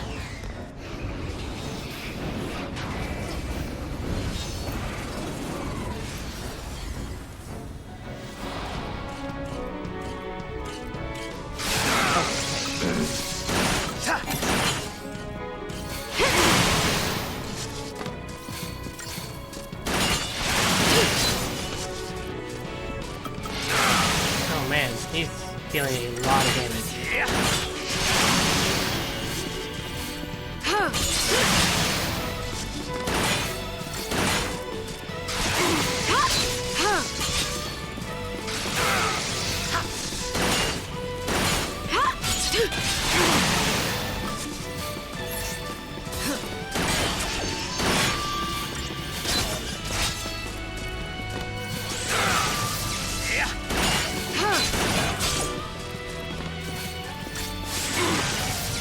Why is the stagger gauge? Why am I doing nothing to help the stagger gauge? Okay. We got through it anyways. Okay. Okay, I wanna look up the catalog because they mentioned Xiii, but now they've mentioned Xiii as well. Unless they have any information on them yet. Whoa. What's that? Huh?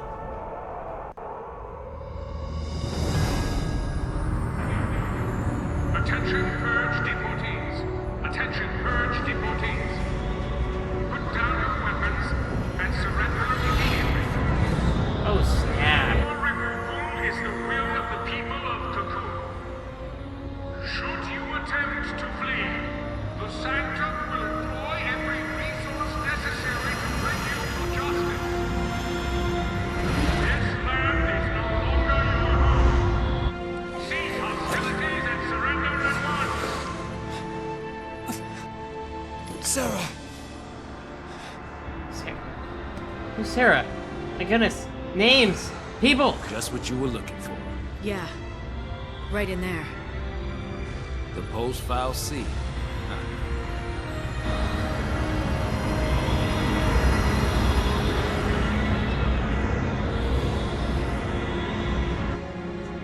Lime green, that's not good.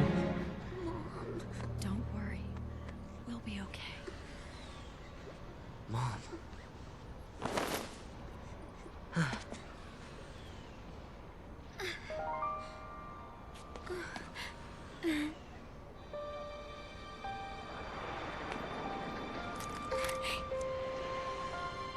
Here.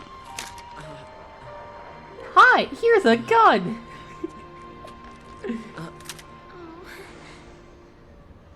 It's too much, isn't it? Face it later. Ciao! Hey, wait!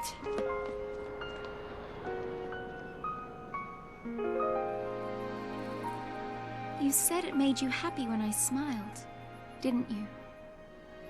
But really, I was afraid.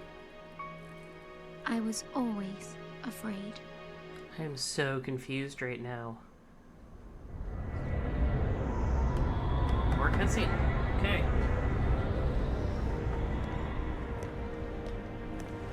So, how do you figure that post-file Xiii is different from the Sanctums? All things being equal, I just as soon keep wondering. Baby Chocobo! Time to jump. Yeah, I know. Hey, hey! Hey! Hang on! What the? Hey!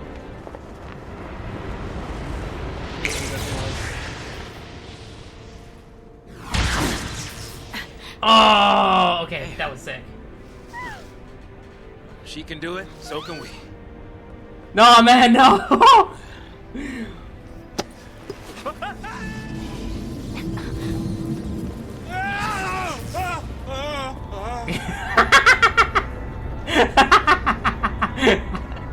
Oh, that was fun. Suicide. That's sick.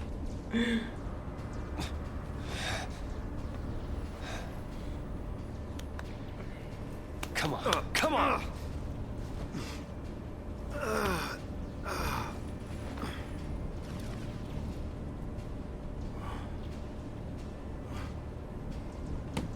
What about the others? They didn't die. They couldn't have died. Of course not.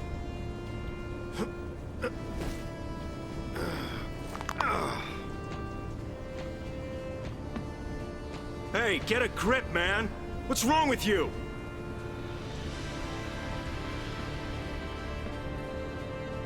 Get him home. Get who home?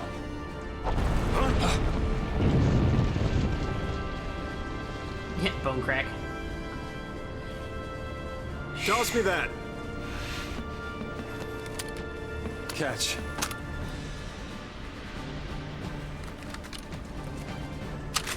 Wait, What what? are you doing? So what are you afraid of, huh? You're supposed to be the hero.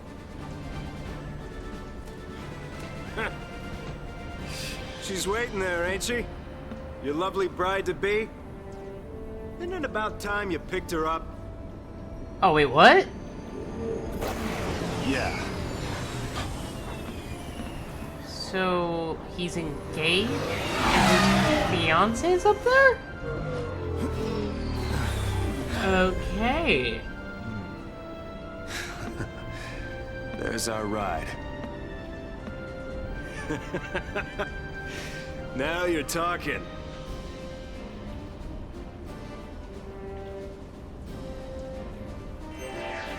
Man, okay. Good thing. Finally. Okay. Oh, okay, man.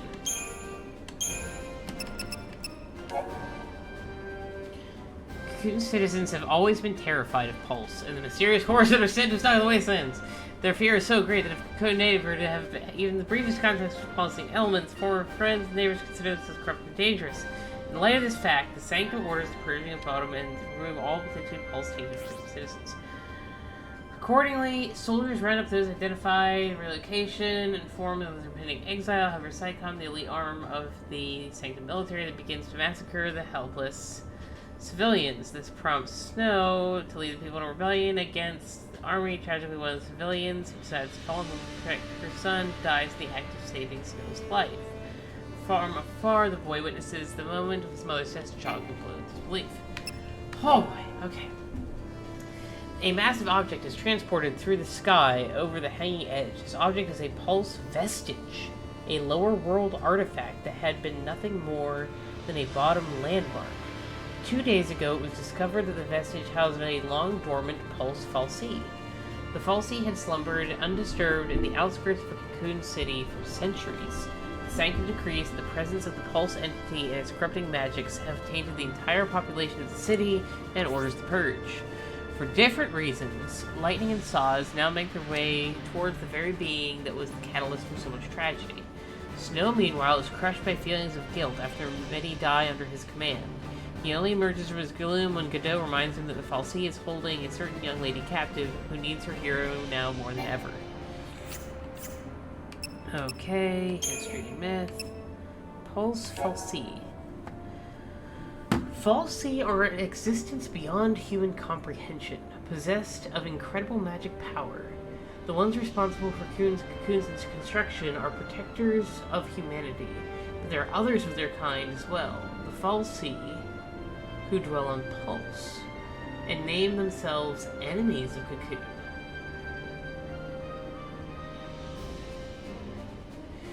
Humans who encounter Pulse fal'Cie are cursed, being turned lusty in order to destroy Cocoon. It is for this reason that most ordinary citizens support the Purge. Anyone who may have come into contact with one of these fal'Cie represents a dire threat.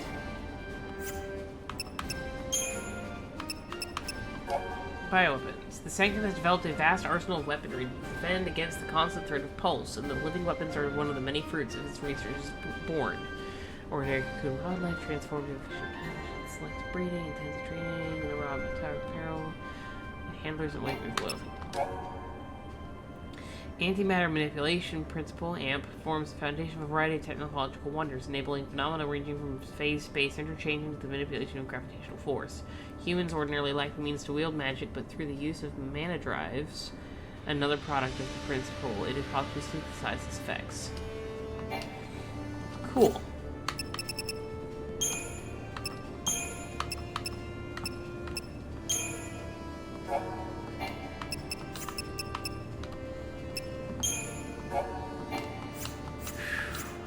Man, okay.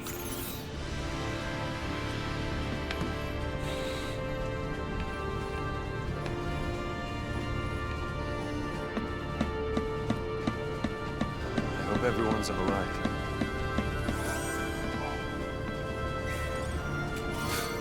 Standing there ain't gonna stop us.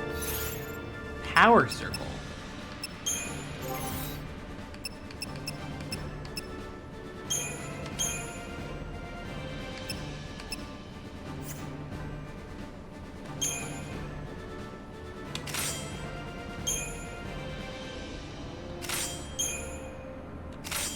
I will take the extra strength right now. Okay, got to the next section of reading.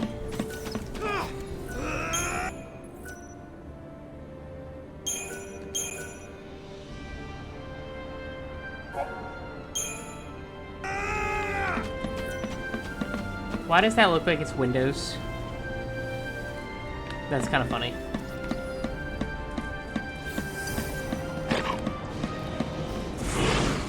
Oh snap, guy came from above.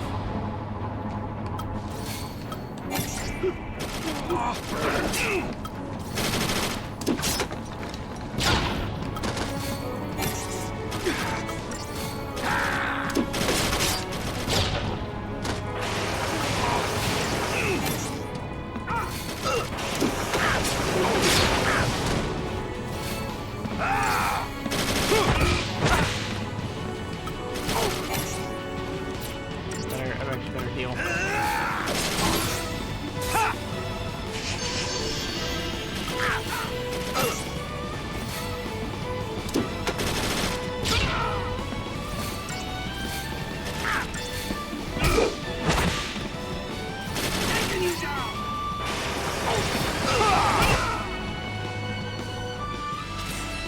Probably isn't released. Probably is, or is at least based on Windows. It's definitely not Windows, but it did look a lot like it was based on Windows.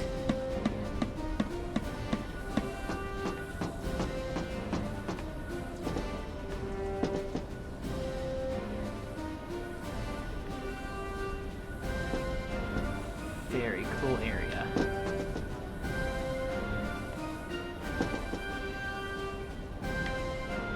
So there's the thing we're trying to get to.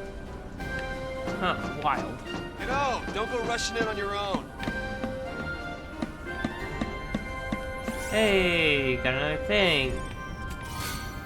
100 gil. I will take 100 gil, because we have hardly any.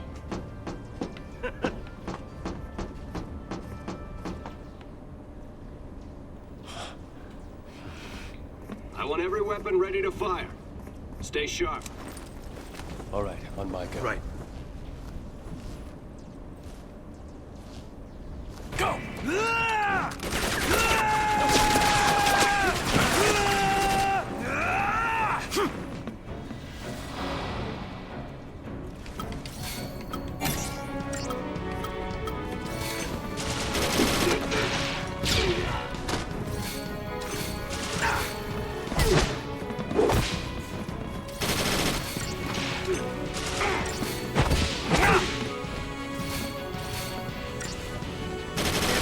This one take out a couple for you? Yeah, that's really nice. Oh, okay, very. Oh.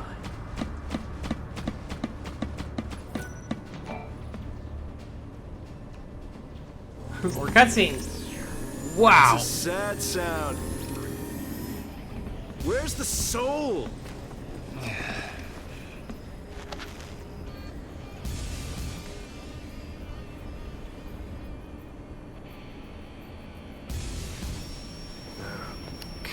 Hey, Godot. Yeah?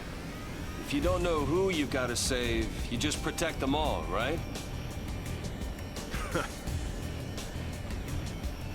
Something on your mind? You got plenty of time for thinking on the way, hero.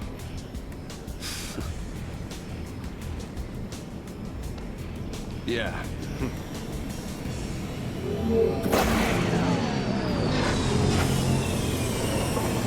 Yeah, those are sick. Ready! Go!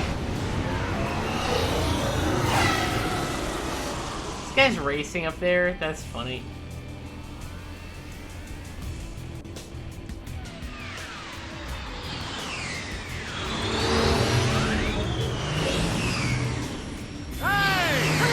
Hey! It's us! It's us! Don't shoot! Snow! Oh, how'd they survive? Since when do you care about kids? Favor for a friend. Okay. Hey, Snow! You made it! Hey. Yo. So, Hey. you really managed to use that thing? I think I'm done. You're done when we are. Ow, what's it? That's the one. Didn't you have something to tell him? Yeah, All right then. but I'll go with you. What? I think they were with the other. Yeah, they must have been with the other group. Oh, you have no idea what it was like. Oh. Everyone safe? The army's no match for Nora. I meant the kids. All accounted for. Okay. Squeaky voice. Let's keep it that way, all right?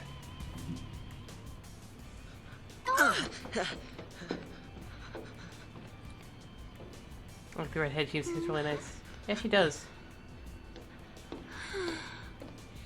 Hey!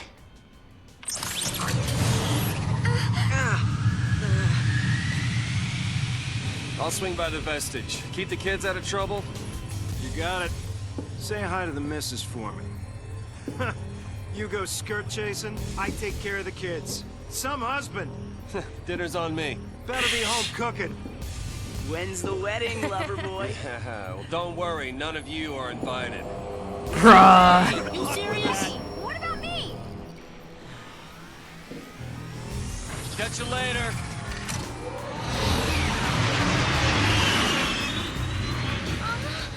Oh.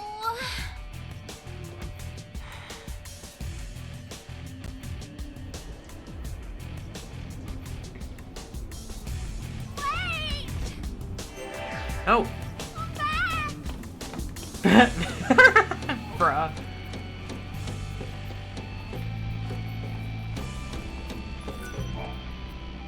No, no. No, I didn't get a chance to save. No. Panic. You okay? I want to tell him. It's just that...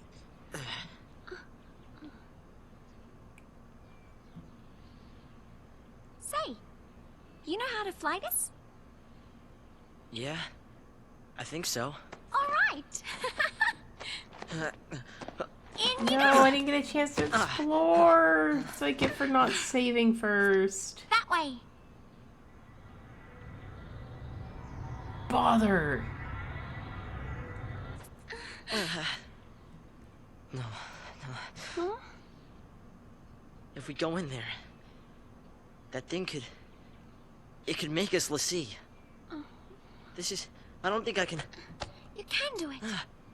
What are you two doing? Here we go!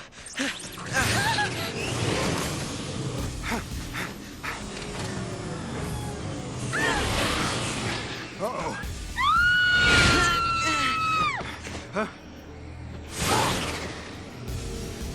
Get back here!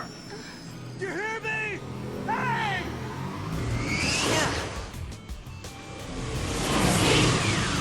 The pulse Xiii.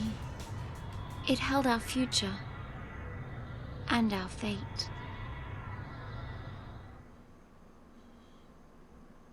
Interesting what this redhead girl is like. Seems to be kind of the narrator.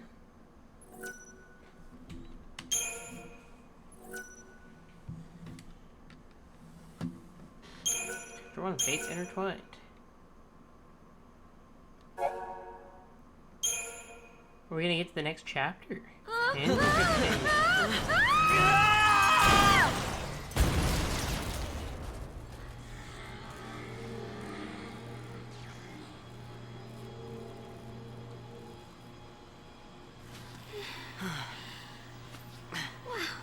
Close. Now, where is the... Oops. Well then...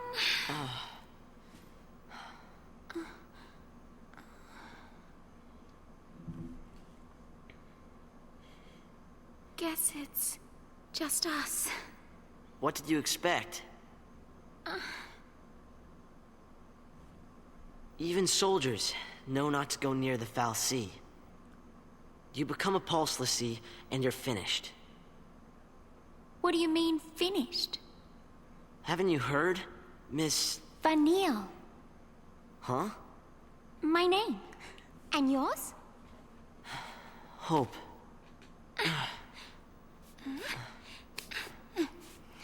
Thank you. What were we thinking? Well, since we're here, let's look around.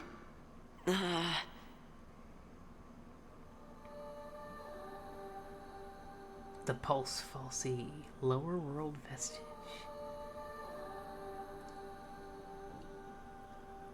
So is this like a dungeon or something? Oh, check this out. Hey! Vanille, where are you?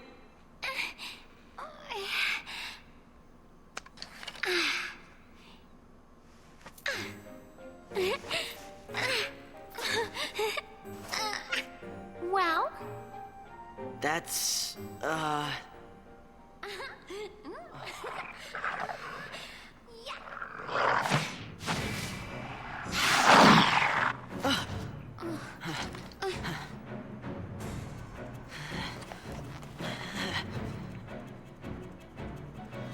Where'd he get his weapon from? You're gonna regret this. Oh, he's got a boomerang? Whoa, what are these weapons? They're sick.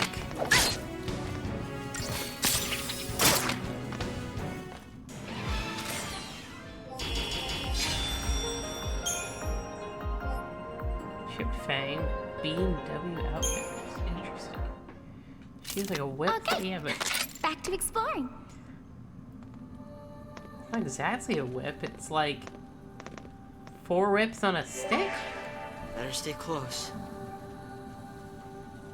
You've an instrument of descent. Interesting. Okay. So, status. Vanille. So we've got Vanille and Hope. I'm sorry, when I hear her name, I just want to go Vanilla. There was a guy that went to my school for a while, and I think he was like from Japan, maybe. Anyways, some people took him to McDonald's, and he wanted to get like a shake or something, and he wanted a vanilla milkshake, and he kept pronouncing it vanilla, and like the cashier apparently had like no idea what he was talking about. It took him a while to like figure it out, and like ever since then, just like vanilla has always kind of stuck with me. Okay, Snow still can't shake his feelings of guilt, despite his efforts to protect the purged deportees from the Sanctum forces. Many have fallen. The death of one woman in particular haunts his thoughts, a mother fighting for the sake of her son who gave her life to save Snow. In the moments before her death, the woman begged the leader of Nora to take care of her child, but slipped from Snow's grasp without revealing the boy's identity. With Godot's help, Snow breaks out of his depression. He figures that if he just goes ahead and protects everyone, then the woman's son will be saved as well. After checking to see if the children are safe, Snow leaves the waiting battle to his fellow Nora members and sets off with new determination towards the vestige. His fiancée is still held captive by the Pulse Fal'Cie. The boy watches him leave, eyes filled with rage and loathing, to his grief-stricken mind. To his grief-stricken mind, Snow is responsible for his mother's death. Okay. For centuries, a Pulse Fal'Cie has slumbered undisturbed on the outskirts of a Cocoon City. On the day the lower world entities finally discovered, the Cocoon's peaceful society is plunged into chaos.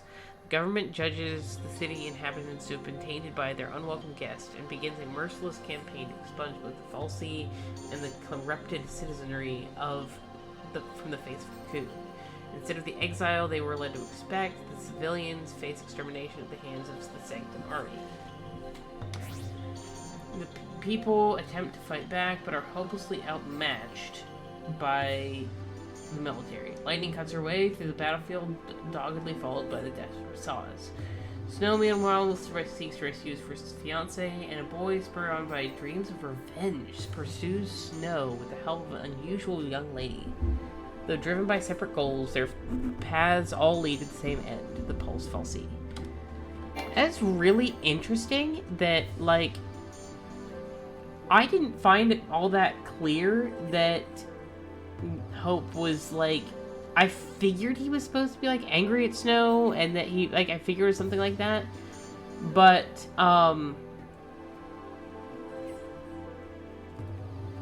I just didn't realize for sure that's the angle they were going with.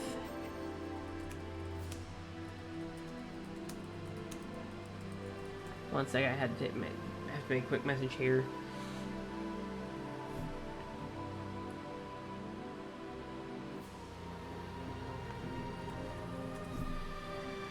Oh, sometimes I gotta just quickly respond to a couple things.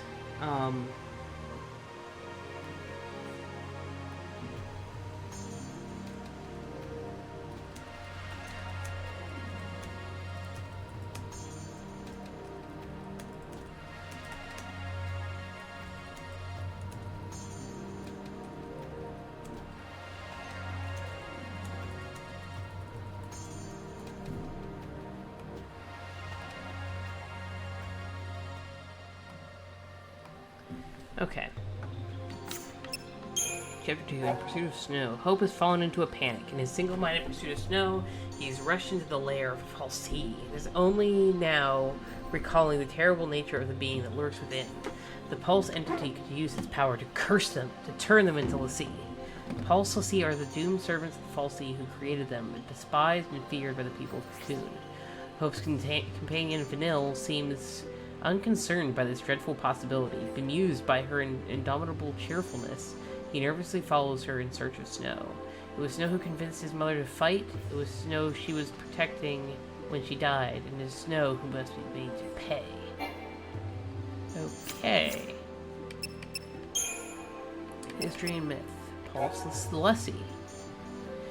The beings known as the Fal'Cie possess the power to enthrall unwilling human instruments, compelling the victims to serve their will. These individuals, known as Xiii, are marked with the indelible brands. They gain the gift of magic, but also bear the burden of completing the task known as a focus for their Fal'Cie master. Pulse Xiii, tools of Fal'Cie from the world below, are considered dangerous enemies of Cocoon society, as there exists no means of removing the Xiii brand and the curse thereby imposed. Pulse Xiii are hunted relentlessly. Cows. Pulse vestiges. The Fal'Cie sculpted Cocoon in antiquity, using resources harvested from the world below. When Cocoon's shell was fractured in the war, they repaired it with raw materials again gathered from Pulse, buildings chief among them. Remnants of these structures, termed vestiges, can still be found throughout Cocoon today. The centuries-old vestige outside of Bottom was believed to be nothing more than a harmless curiosity. The discovery of a Pulse Fal'Cie inside its walls proved this false. However, leading to the detainment and subsequent purging of countless citizens whose only crime was being in the wrong place at the wrong time. Oh boy, okay. Tons of reading again later. that run. You sure this is the right way?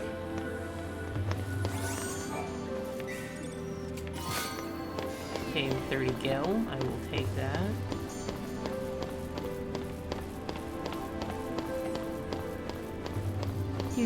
Do. I like jogging around.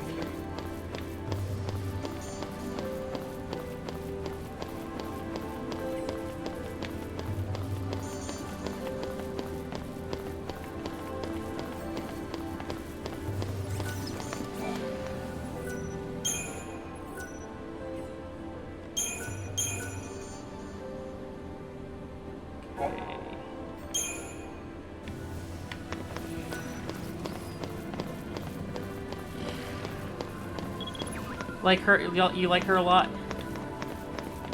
She's fun. I thought this place was supposed to be empty. Very bright and chipper.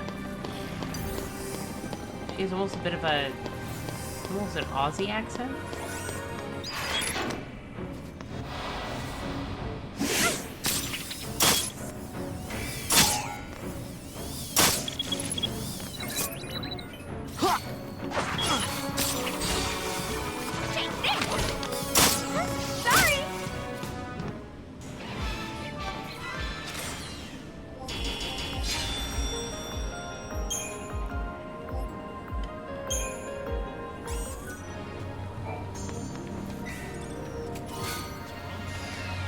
Potions. What's wrong with her? Bruh.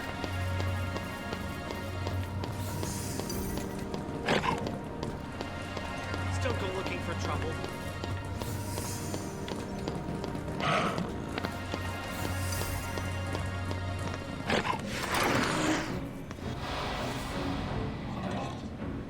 Strike, abilities, attack.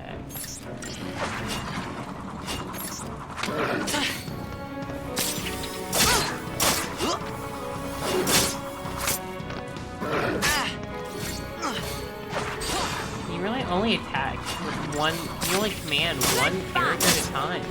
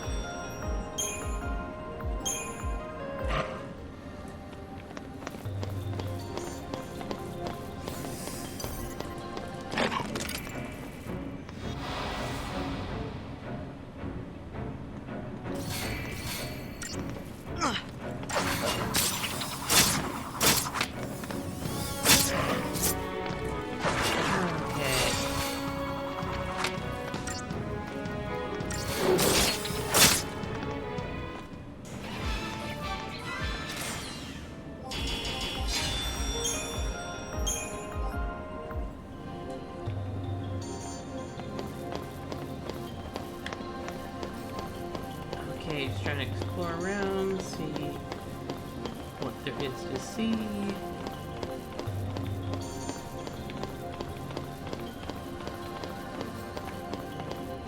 Okay, nothing there.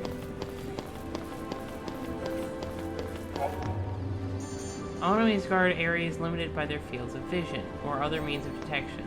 Upon entering a guarded area, there's a chance the enemy or enemies patrolling it will take notice. If your trespass is observed, a warning icon will appear over the heads of any enemies alerted to your presence. These foes will then become hostile, taking up defensive positions or rushing forward with an attack. If your party leader comes into contact with an enemy, a battle will begin. Battles begin normally if the enemy was aware of the party's presence. If the enemy was caught off guard, however, the party will be able to make a preemptive strike.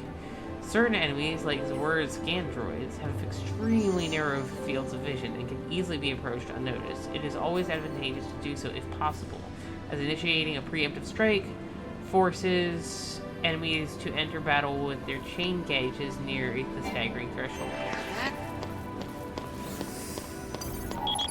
Oh, almost had him.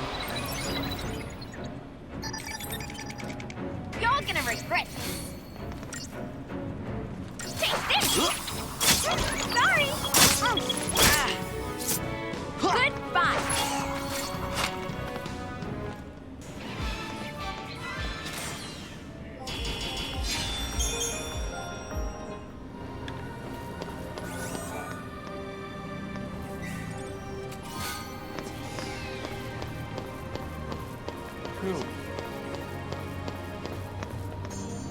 got an iron bangle. Equipment. Binding rod, level 1, okay. Bangle, HP plus 50. Honestly, probably should. Wish we had more. Because he could really use... Yeah, but he's not the main party member, so I think we're probably okay. So, to just have makes the party difficult for enemies to detect. Interesting. Okay.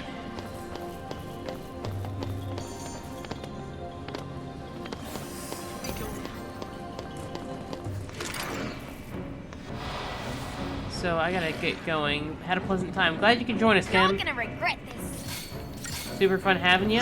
And yeah, have a understanding that you need to get going. So have a great night. And yeah, we'll catch you later. Thanks again for joining.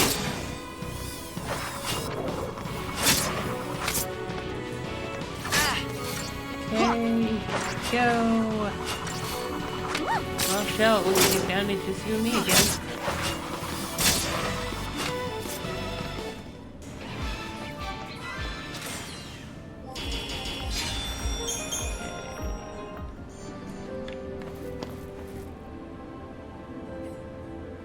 Aren't you scared? Not so much. You really don't get it. Pulse Falsi and Lassie are bad news. That's why Cocoon kicked them out. Live too close to the Falsi, one-way ticket to Pulse. That's the purge in a nutshell. If they catch us here, they'll purge us too. And What's then... your problem? What's my... Pulse is hell on Earth. Huh? We'll be okay. Calm down. Aww. Get off me. Sarah! Huh? Can you hear me? Where are you?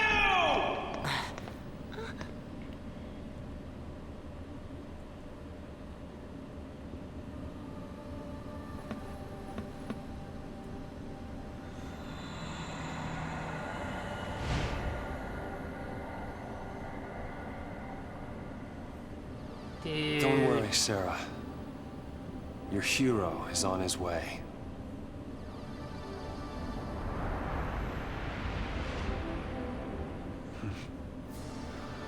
You know, honestly, That's for.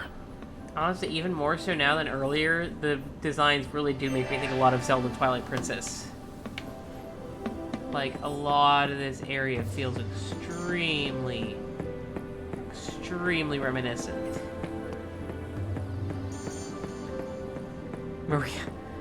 Maria! Oh, I look forward to playing that at some point. That'll be fun.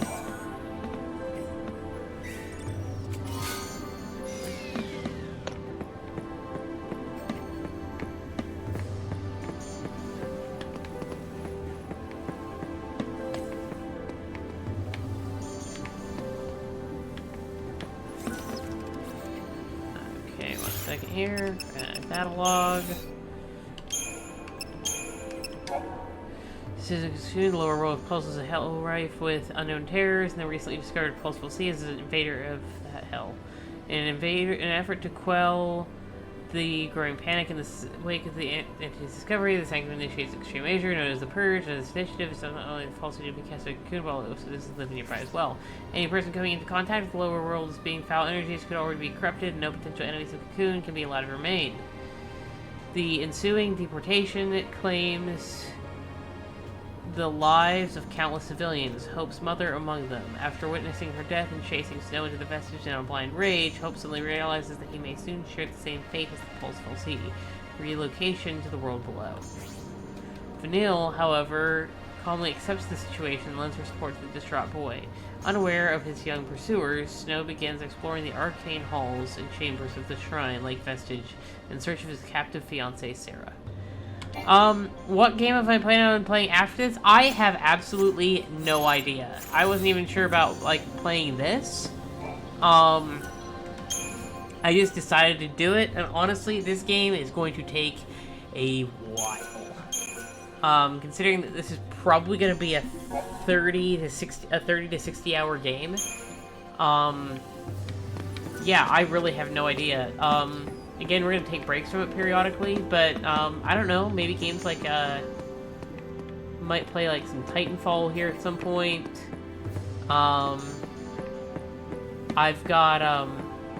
I've got several really old games I'd like to play sometime. So yeah, I really don't know. I really don't know.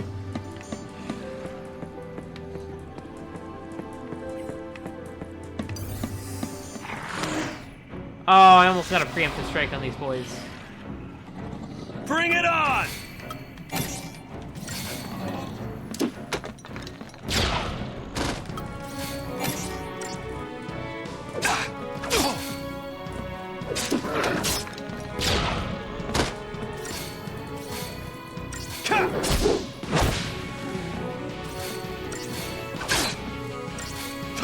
How about this?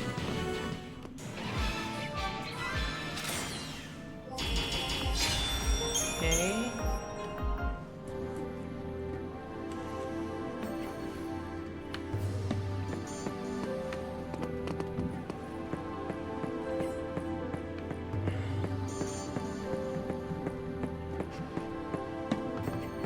Checking all places.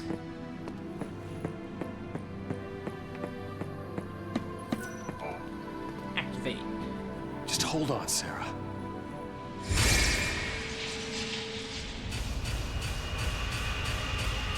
Uh-oh, what do you bet it's a boss fight?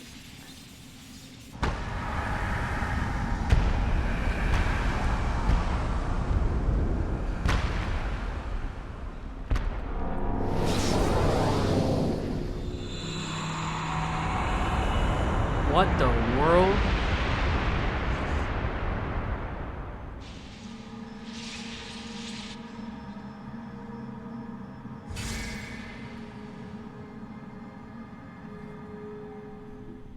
What in the world has happened there?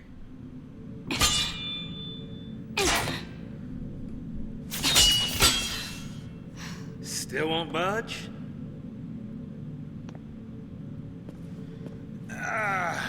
I think the door is winning. Why didn't I listen? Beg your pardon? It was me. This is my fault. Beg your pardon? Cover your ears. Huh? Oh, blast charge? Oh, wait, hold on. All right, hold up. All right, go for it! Make it happen! I'm so sorry. Please let me in. Please?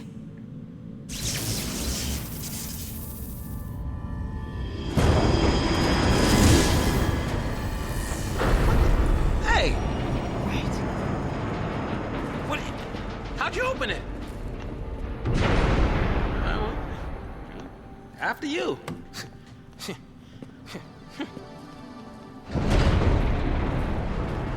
That timing, though.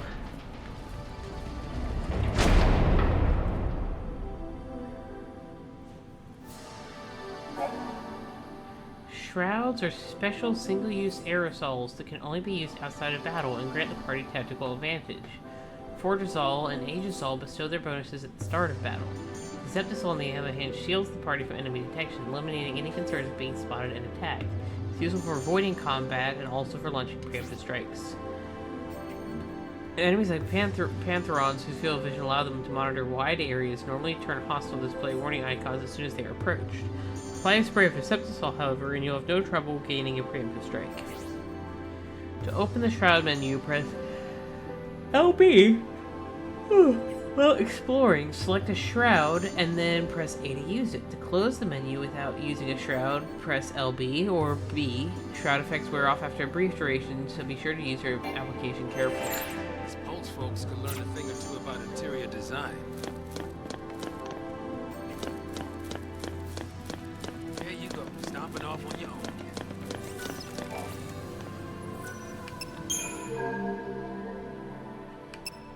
Okay, Unicorn Mart, buy.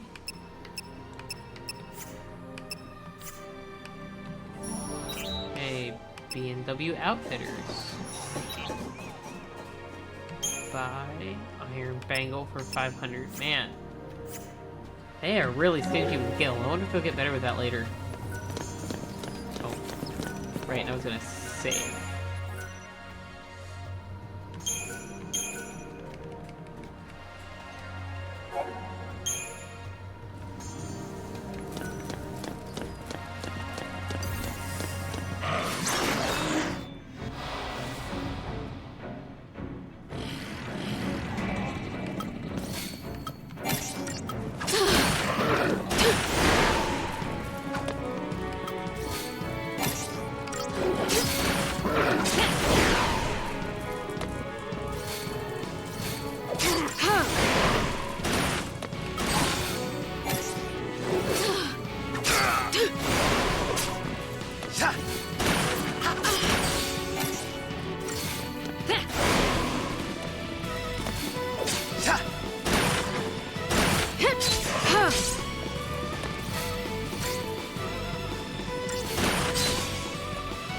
There we go. Nice. Wicked Fang. I wonder what those fangs do. Inventory. R-Wing. That makes me happy. Iron bangles. Twisted fang that seems to pulsate with diabolical power. It's a bit more than it can chew. Torn leather. Thickened hide. We sulfur fit.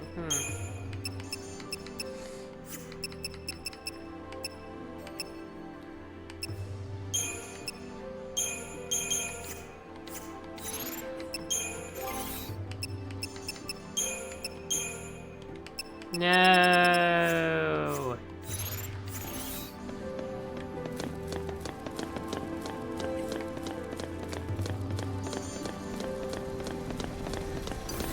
Reason to go picking fight.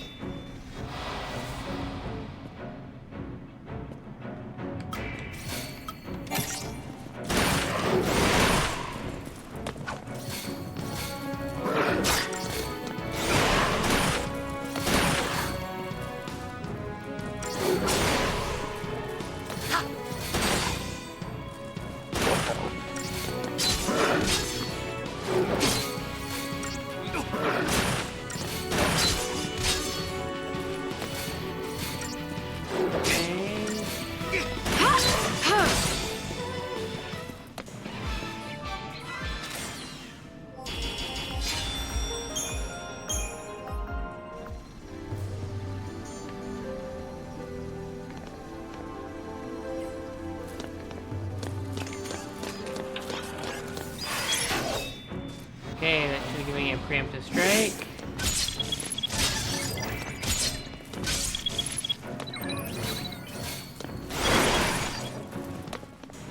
Oh snap! That was really fast. Yeah, I can definitely see stylistically why a lot of people probably wouldn't like this game. Think some kind of welcoming present from that first recon team they sent in? Oh snap, we're gonna have to fight another one of those guys.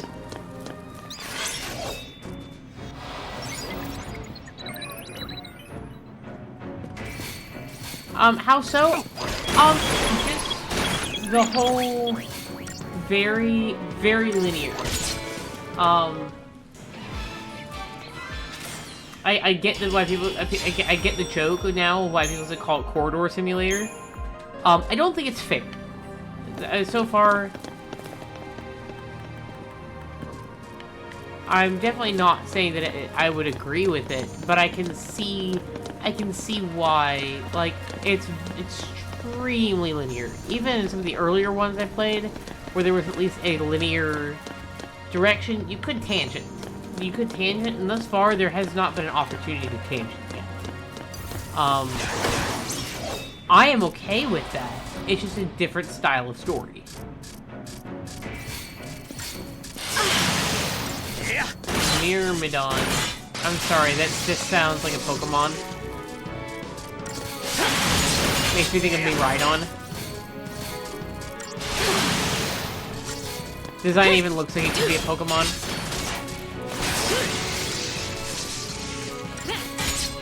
Oh, I need to heal.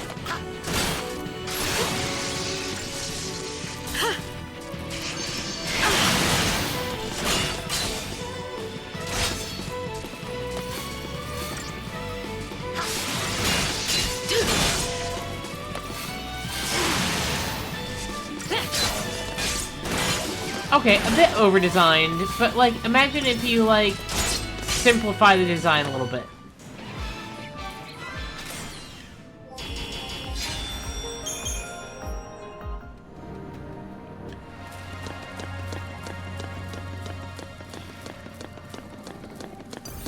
Hard to believe no one noticed this thing for all these years.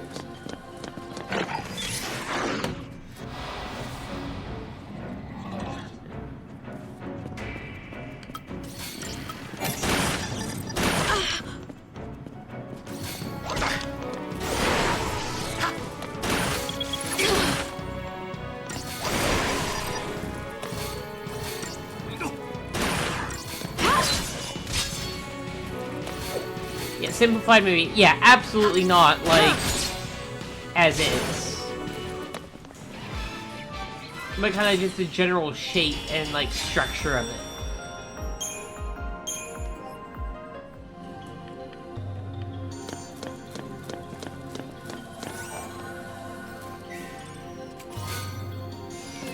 Oh, we got a new weapon. We got ourselves a new weapon.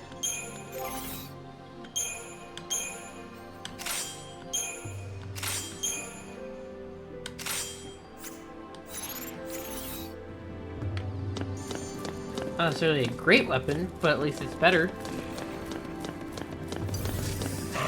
Oh. Gladio. Gladio. Yes, indeed. Such a good character.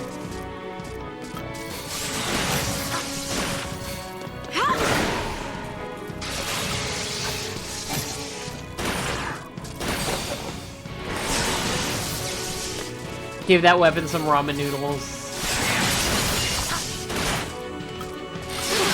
Yes, I appreciate.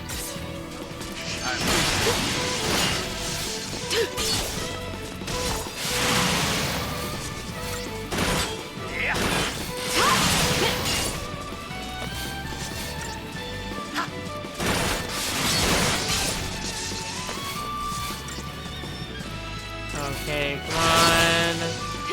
Here we go, I'm staggered.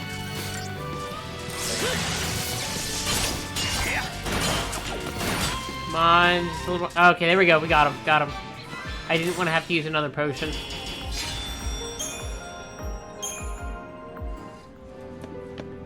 Robotic death machines. Fantastic.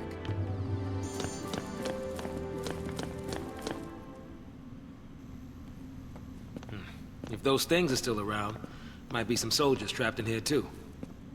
Except they'd probably be Xiii by now. Huh? Perish Not even human anymore. Just post-Xiii. Enemies of Cocoon. Can't show them any mercy.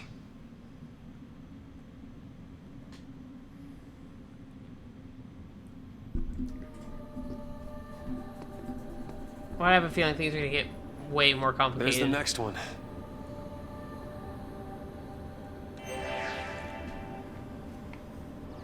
The House of Stairs.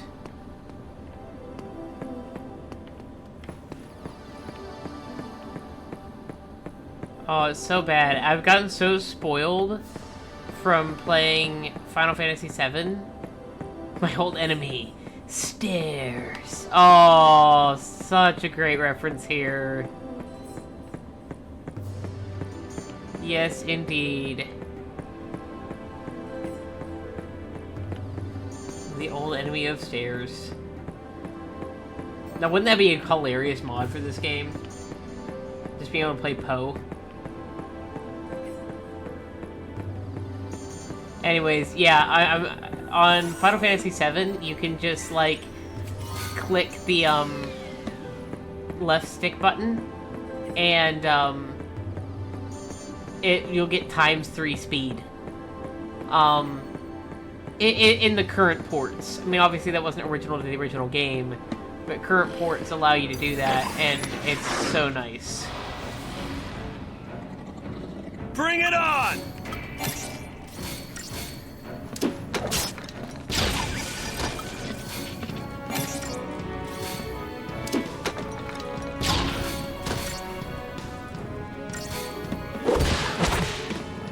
No problem.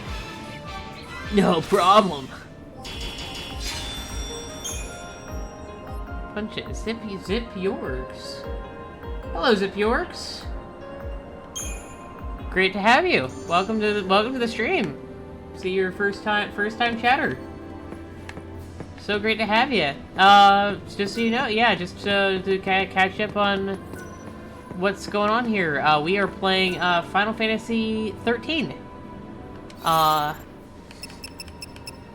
And I'm about to read some more stuff of what's happening.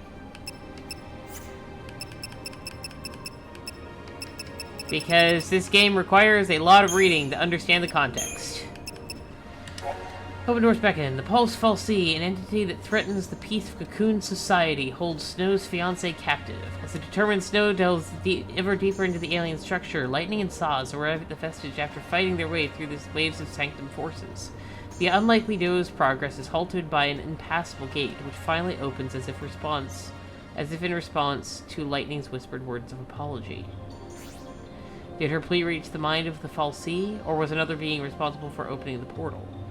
The Xiii follows the ex-soldier into the vestige, bemused by the lack of explanation, but driven on nonetheless by a purpose he has yet to reveal. 13 days, the Ale of Discovery.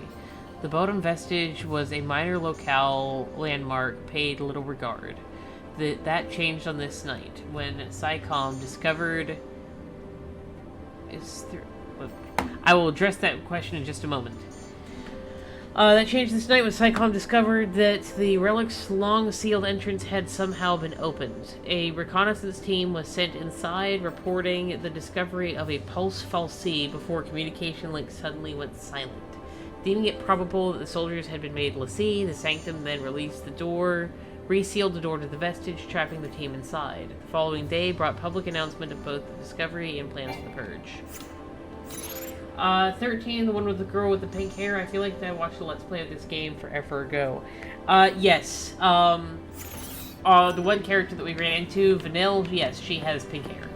I'm not aware off the top of my head of another Final Fantasy game that has a girl with pink hair, but it is also... it's entirely possible. Let's be real. Lightning doesn't exactly have pink hair. Oh, I guess she does. Man, they both have pink hair, don't they? No, that's right. Vanilla's the redhead. Man, I'm getting these things mixed up. I'm tired and sick, so...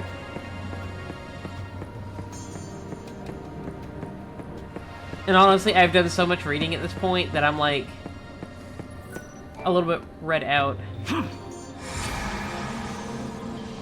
That is definitely pink. Not a bright pink, it's still pink. All right.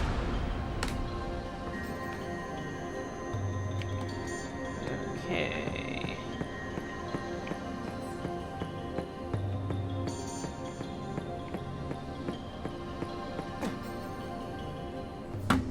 Hang on, baby. Your hero's on the way. Bruh.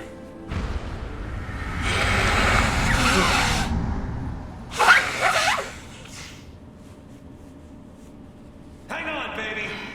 Your hero's on the way. Okay, just Google, definitely thinking of lightning. Yeah.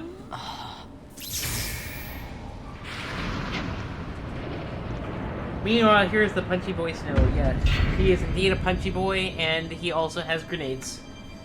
He is here. Calling himself a hero.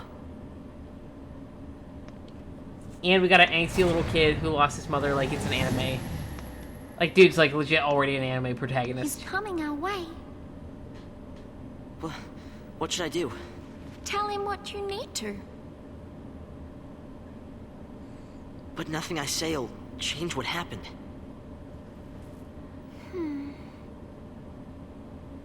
We could just run away.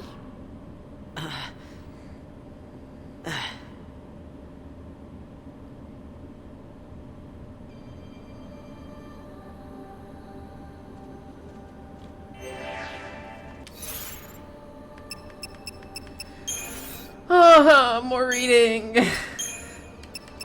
In the shadow of the Xiii, military weapons target the halls of vestige through the Psychom recon team to the lower world, being 2 days previous is still trapped inside. Lightning and Zaz know that the real threat is not the part of the Sanctum army, but the Pulse Valsine and servant Xiii. Pulse Xiii are former humans who have become agents of destruction. The residents living in the vestige face being purged simply because of their proximity to the Valsine and the possibility of his power has bound them in servitude. With tales of Xiii haunting his thoughts, Hope hears Snow's voice calling in the distance. Although he plans to confront Snow over his mother's death, the reality of the situation becomes too much for Hope to bear. He cannot go through with it. Not yet. Okay. Oh, okay. Back to game. Ooh.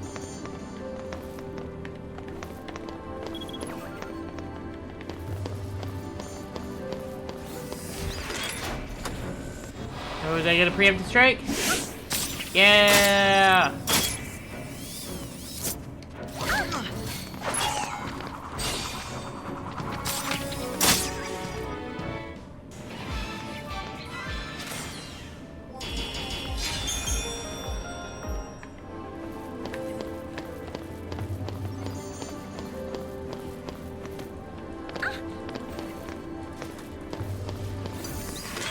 Oh, they saw me.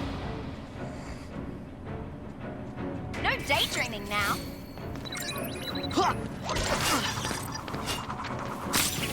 Take this. Yeah, see, she also kind of has pink hair.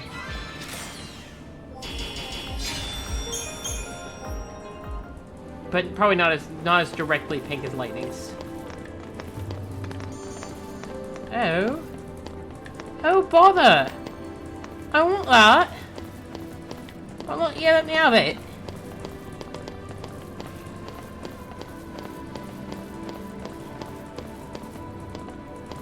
That's frustrating. Oh, we already can't... Oh, that's the way we can't... Oh, weird! So I just backtracked. Okay.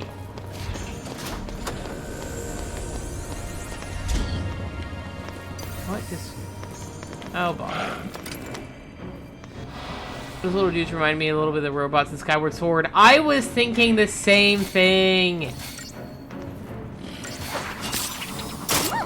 They're just like little blobby robot-y dudes. And they're kind of cute.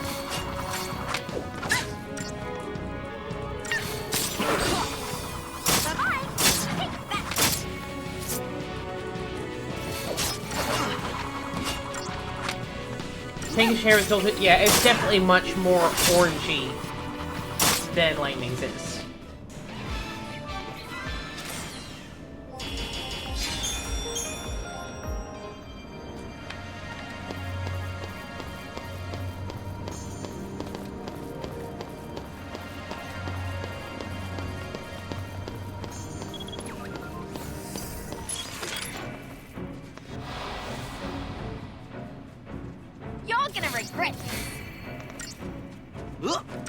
Oh my goodness, just the her walking animations are even kind of adorable.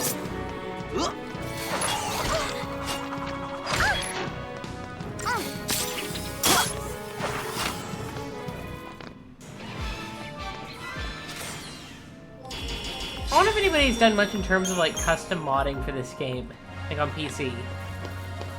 'Cause I feel like that'd be really funny.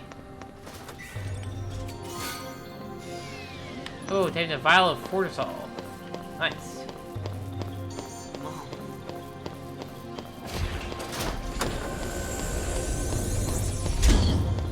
Ooh.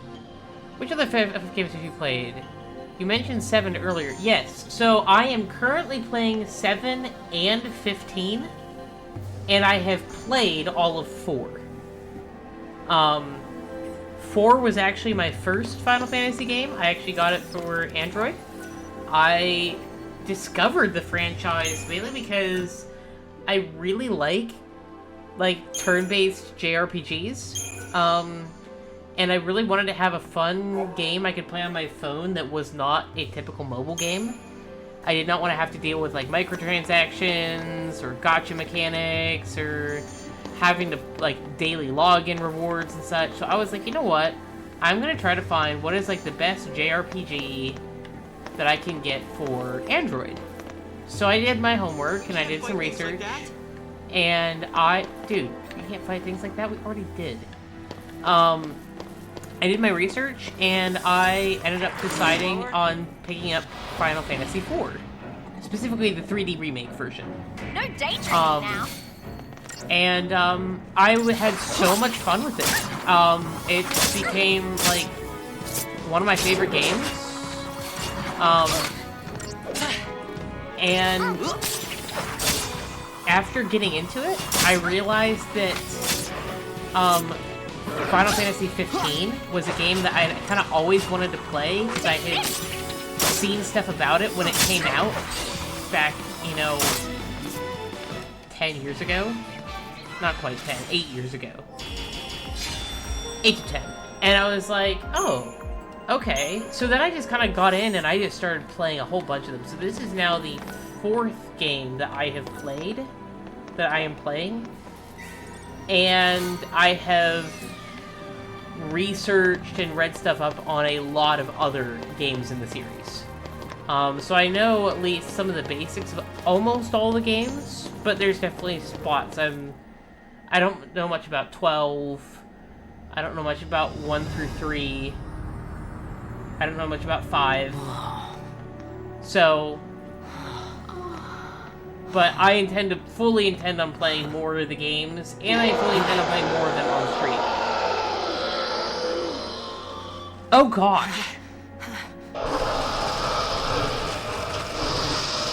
What the heck?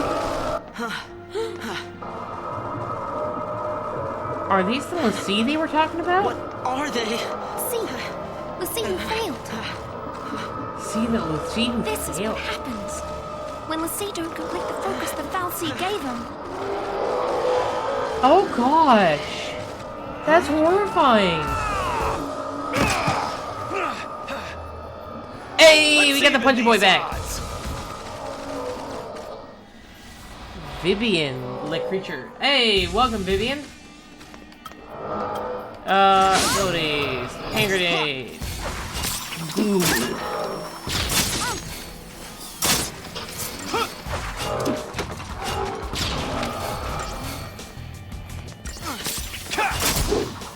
Yes, welcome to the street, Vivian. Final Fantasy 15 playthroughs got me through my old office job. Oh, for real? Nice. Nice. Yeah, 15 is a great game. Terribly underrated. Such a good game. How did you get Oh, in? Vivian, thanks for the follow. You gotta leave. Appreciate that.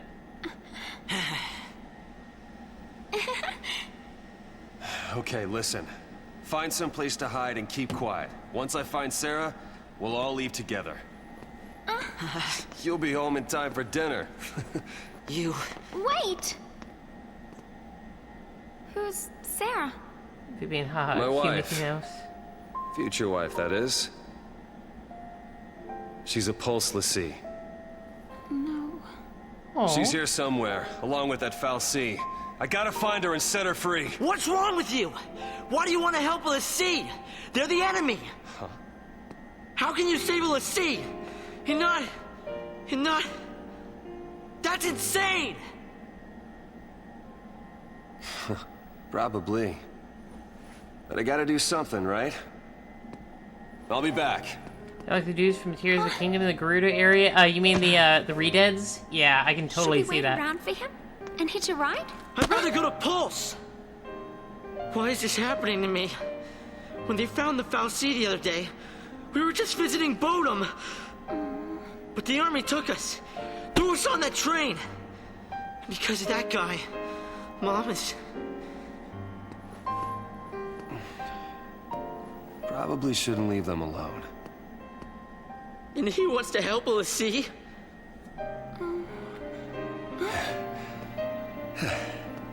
Hey again. Hey. Let's go with him. You gotta talk to him, Hope. If you don't take this chance, you'll regret it forever. Thank you. I couldn't remember the names. Which names? Okay. We're running through it for real? Yeah. Let's go. Yeah, this dude's had a rough time of it. I will say the writing could be a little bit better. The writing could be just a little bit better. He's not bad. What's gotten into you, soldier? Thought you came for a fight. My sister. Your sister? She's a Xiii. What? Oh, Pulse. The Fal'Cie has her captive, but I'll find her. So I'm guessing still... that Sarah is her sister. Hey, what was her focus? When she became a Xiii, what did the Fal'Cie order her to do? It wasn't blow up Cocoon or anything like that, was it? I didn't ask.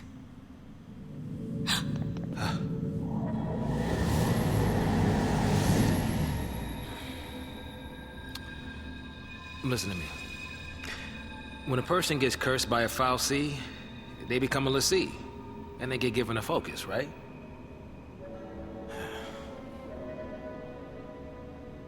How do I put this? If they don't carry it out, Xiii end up as one of those things. What I'm saying is, if your sister's gone that far, I mean, she might still... How can I... Oh, man. There's no way to turn a Xiii back into a human. Even if she completes her focus, there's no changing her fate. She'll live her life as a Fal'Cie slave.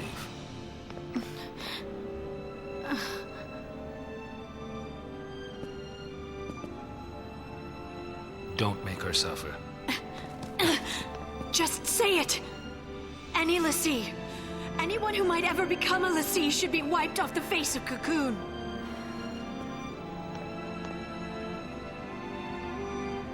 It's people like you that started the Purge in the first place. Oof. So they're trying to find the people they love and save them? Yeah, that is sweet. So, that's a Xiii, huh?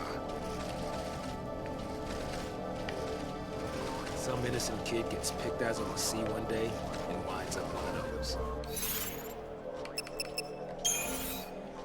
Okay, data log. Oh man, guys, there has been so much reading on this. It's insane.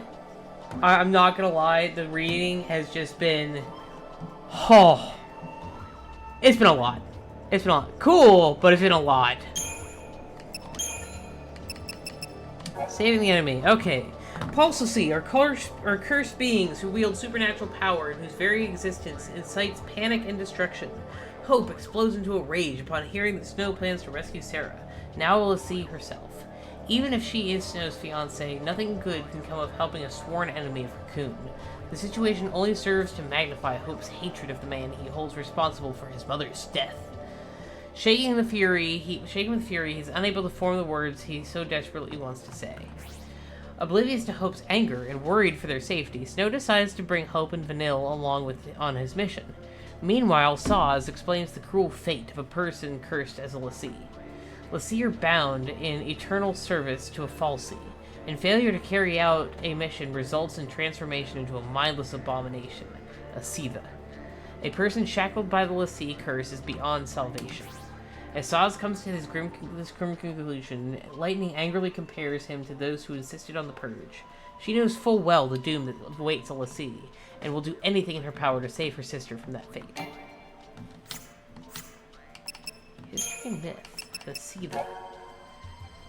When a Fal'Cie takes a human to be one of its Xiii servants, that person is given a focus to be completed. Should the Xiii fail to fulfill this focus before his or her brand advances to its final stage, that Xiii becomes a Xiii. Mired in eternal sorrow and regret, and robbed of all free will, Xiii are damned to wander the world, unliving and undying, until their corrupted flesh at last can move no more. For Xiii, there is no salvation. Oh gosh, that is rough, buddy. How are we on weapons, accessories? Only have 2 iron bangles. Okay, we could really use some more iron bangles, not gonna lie.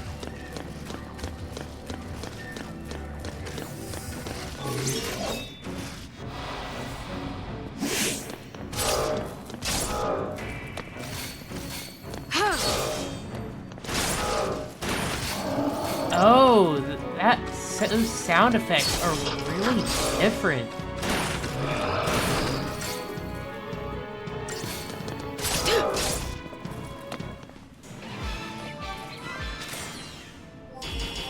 It's not even entirely nat. It's got that kind of like tech reverb kind of sound. That's weird. Oh, power wristband. Let's go. We got a new accessory. Equipment. Equip. Power wristband. Strength.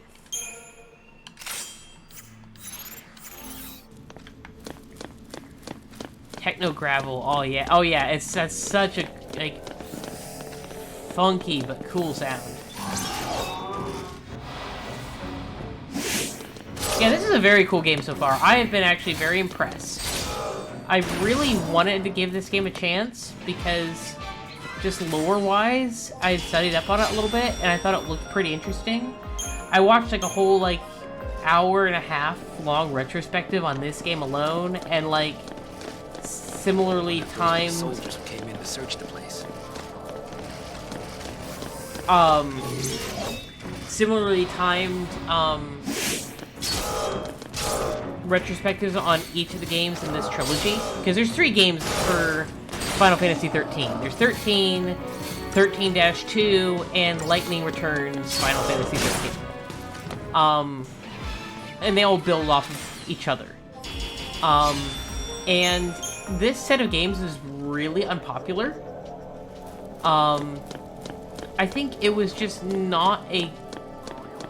I don't know, like, again, I actually don't know, like, how justified some of the complaints are. Am I supposed to be going up or down?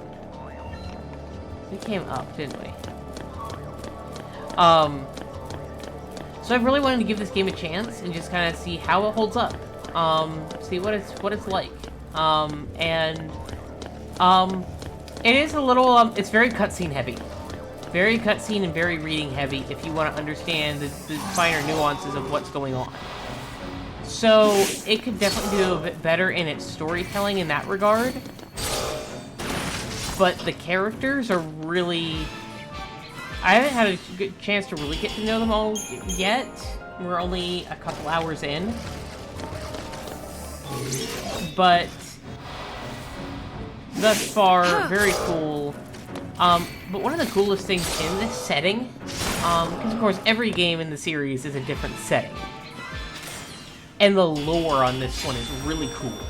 This whole Xiii, falsy, like, dynamic, and the implications that has.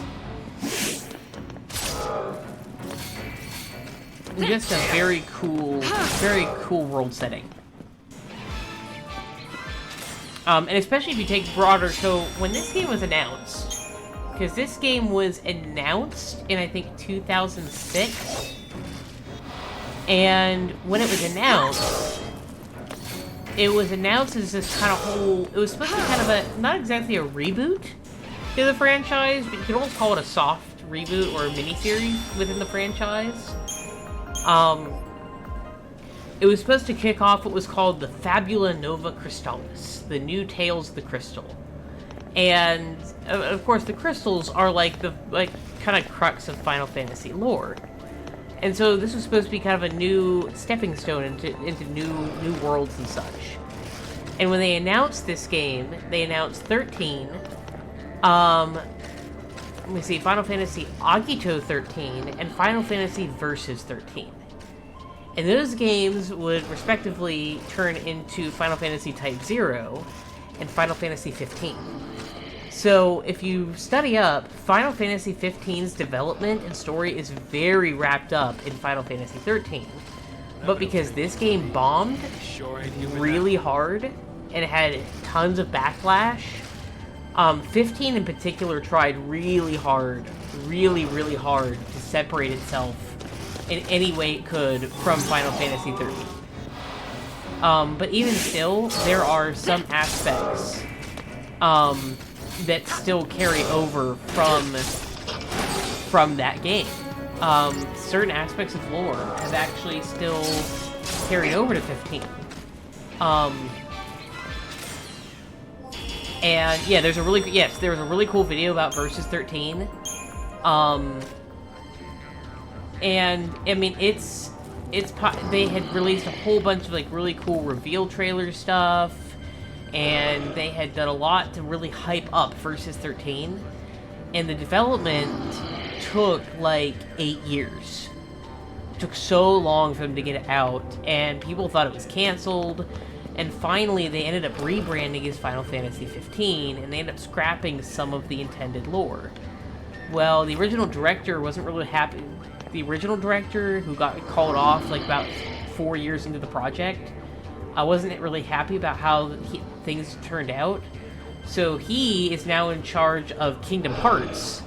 And apparently the end of Kingdom Hearts 3 has references to a bunch of stuff that was intended for Final Fantasy Versus 13. And like the lore of this game. It's wild. It's so cool. Anyways,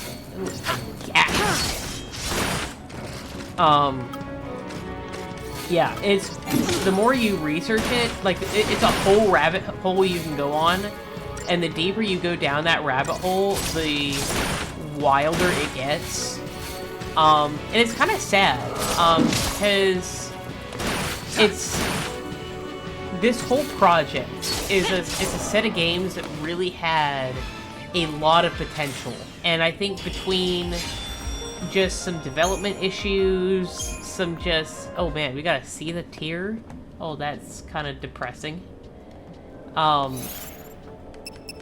if you want a fun rabbit hole and some YouTube videos to watch for a while, go watch some retrospectives on the 13 trilogy and do some research into Versus 13. Just, the stuff you'll find is absolutely insane. A pebble-sized shard of crystal gradually crumbling to ash and sand. That is so depressing. Tear of frustration. A milky white crystal, faintly warm to the touch. Man.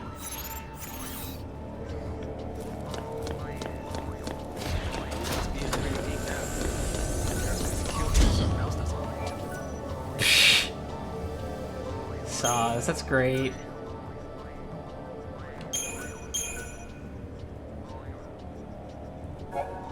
Okay, we're gonna go for just a little bit longer. We are gonna wrap up relatively soon, but I'm not gonna lie, I kinda wanna know where this is going.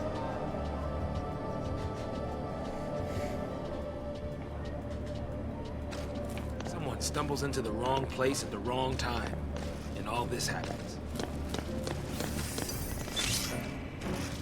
Oh, we didn't get a preemptive strike.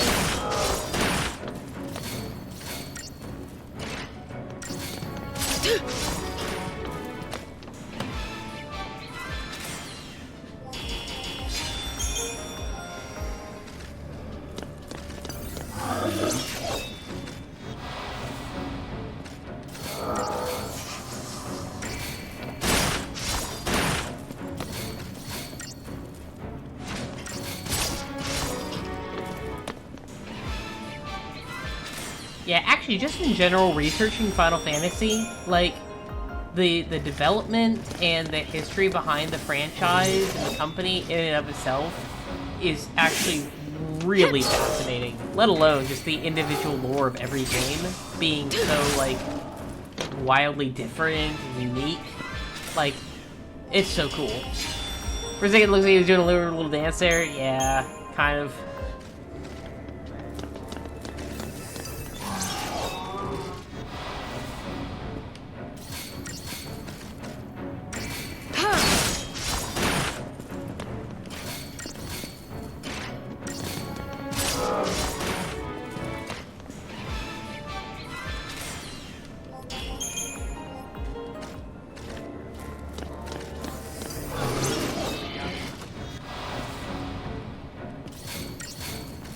The IRL lore franchises, like I thought was interesting as into. Absolutely, there are some like game franchises where it's just like you just read and like listen to stuff about like the lore of the lore of the franchise itself outside of the individual game is like outside of actual context is so cool. I love video game history. Because I think sometimes understanding where a game came from can actually really just be as interesting as actually the game itself. 6.5-hour video about the Nier franchise is super good. I will have to keep my eye out for that.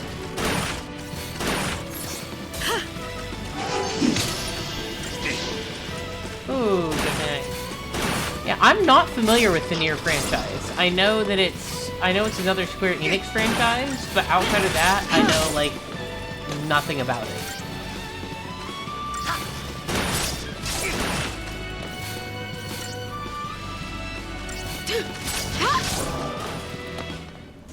It's by a guy called Eruption Fang. I will have to look. Thank you for the recommendation. I will have to look into that. I like listening to videos like that while I'm at work, just because I think they're really cool. I listened to a whole like multi-hour video series on. Okay, we're gonna get there in just a second. I listened to a whole series on the history of Square Enix, of SquareSoft. That's by a guy. Well, that's done by the channel Final Fantasy Union. They have like several great retrospectives on the history of the company and the franchise. Wild videos. Highly recommend those. I also watched recently, a little bit off topic, but as we're kind of talking about like history of franchises, there's a great video series by a guy named Loart on the Sonic the Hedgehog comic series, the old comics by Archie Comics. Those comics are insane, and this guy spends like 8 hours going through the comics arc by arc and like breaking it down. It's insane, and it's so cool. It's so much fun. Not only is like the stuff that he goes over really interesting, but like his presentation style is hilarious. He kind of like presents it as he's kind of going insane. As he's like getting deeper and deeper into these rabbit holes. It's so funny. But yeah, thank you for the recommended Eruption Fang. I will have to check that out. Ooh. Okay, you're getting somewhere. Sarah! Time to go. We have to leave before the army. What? That's a Pulse brand. That girl's a Xiii. I already told you that. Pulse Xiii are the enemies of Cocoon.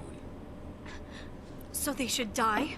Listen, if she fails her focus, you know how that'll end. And killing her is a mercy? You came. Sarah!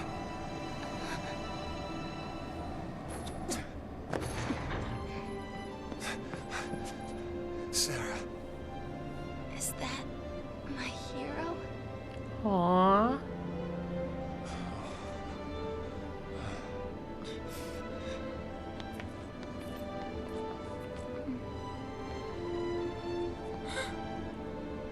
Let's get you out of here. Hands off. I'm taking her home.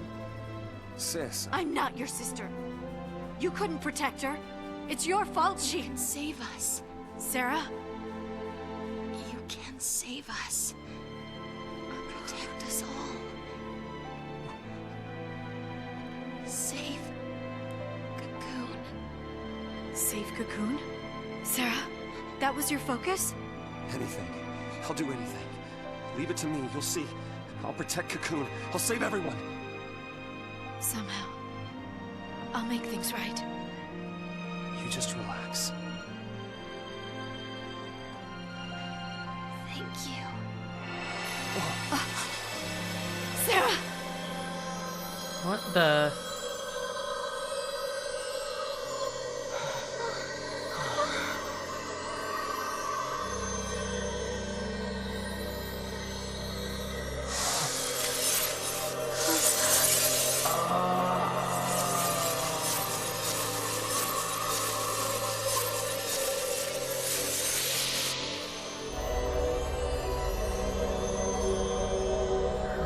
talking. Aww. Sarah! Sarah! Really? Is she turning to crystal?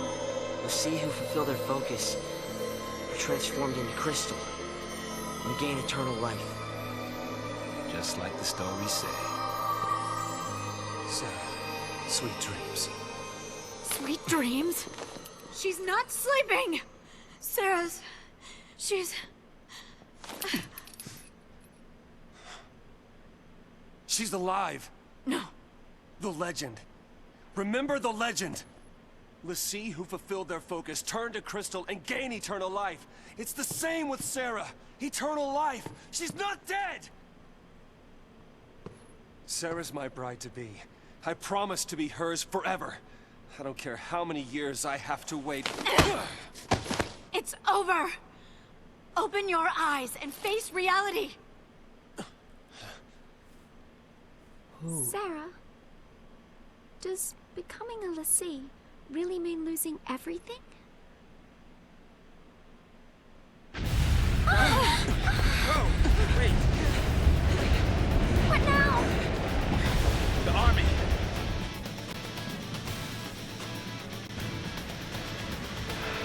Okay, so you guys in the earlier comments, while we're in the topic of the perspective for the Phantom Menace 12 hours long, I've seen that pop up, but I have not watched it yet. Good to go. Resistance is under control. The assault proceeds as planned. Oh, snap. Leave no trace. The pulse vestige never existed. Oh, shoot.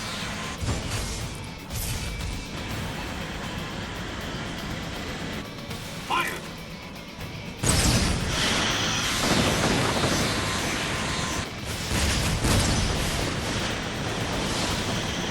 Oh, snap.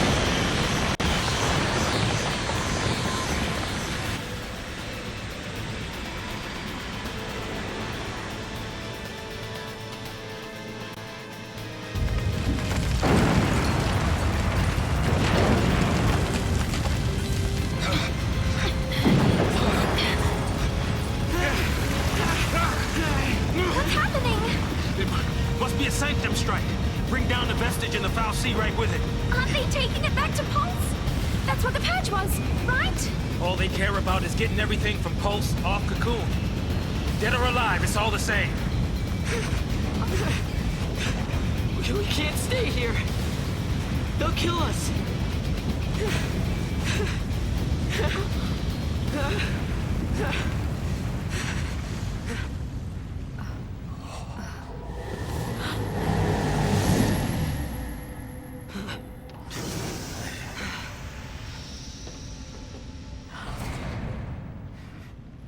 I'll be right back. Hold on. Trenchcoat, where you going? Trenchcoat. Date with the foul sea. Got some things to talk about. What? You gonna ask it to help her? Are you out of your mind, kid? That thing wants to chew us up and spit us out. Well, what do you want me to do? What? Lightning? Here we go.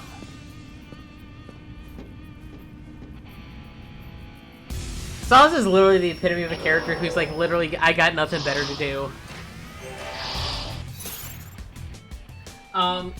Okay, so, I don't know why I didn't expect Sarah and Lightning's sister to be the same person.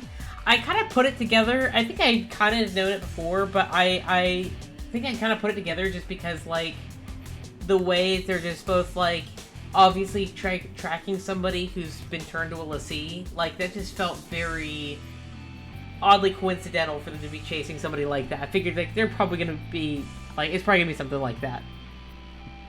Girly Pop Gun in the Cosmos, yeah, for real, looks like that. And yes, the music. I've heard the one, like, thing that everybody does seem to agree on is that this game has a banger soundtrack.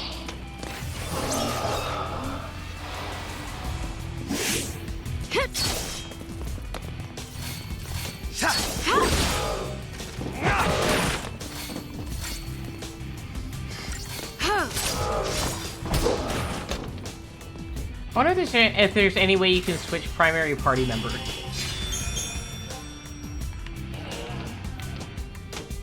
Oh, that makes me so sad.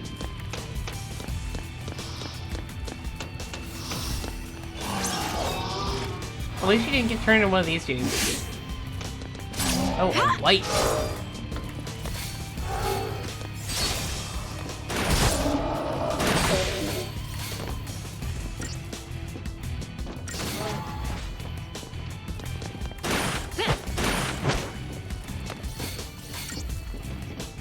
Come on, Saws, take him down.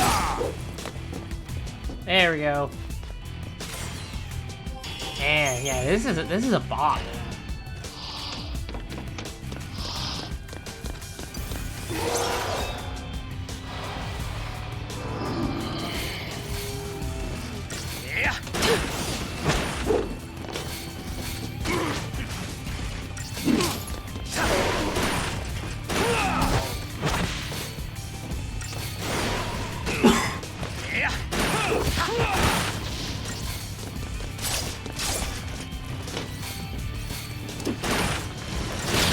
And you know, one thing that's actually super nice is that, for the most part, most of the Final Fantasy soundtracks are available to listen to on Spotify.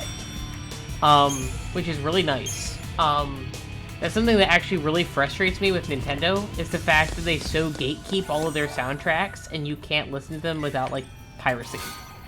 And Square makes, like, so many of their soundtracks just super available. They're just like, oh, do we want to just casually listen to the soundtrack to a game that came out 20 years ago? Go for it. Like, so nice. So I actually, oh, you want some good music to listen to? Check out the Distant Worlds Final Fantasy scores. Distant Worlds is a whole, like, live orchestra project.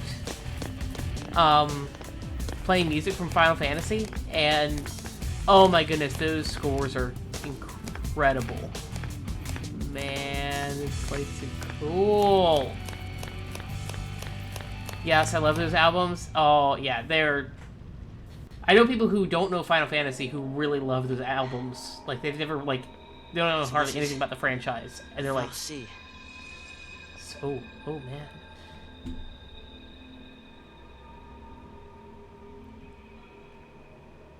Sarah's a crystal now. You gave her a focus, and she did it. You got what you want. Now let her go! Oh, snap.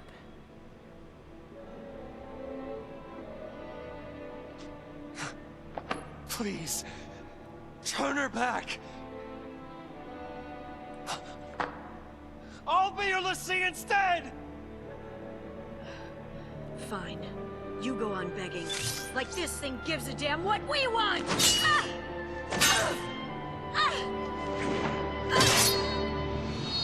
Lightning! It's this thing's fault the purge started. And it's people who are dying. Sarah told us to save Cocoon. That means this thing needs to die.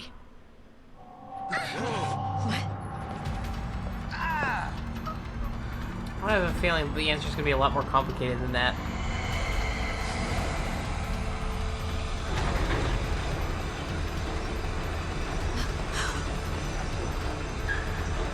Oh, snap.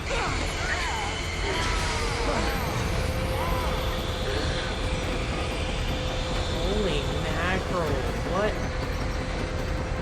what in the world? What the?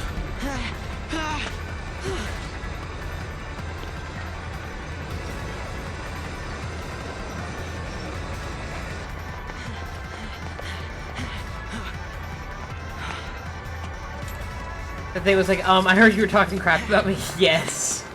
Yeah, absolutely.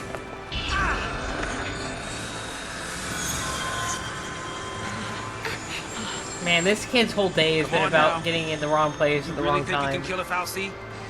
I'm doing this for Sarah.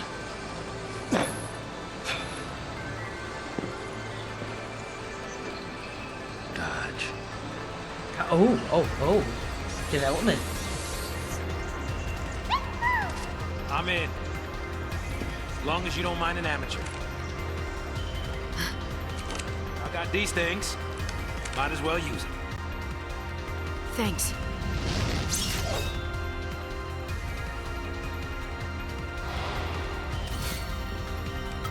Oh, okay. Can I go for straight for the end? Okay, do some damage.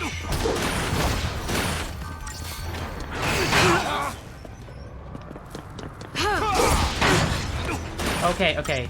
Items, potion, all allies. Okay. Let's.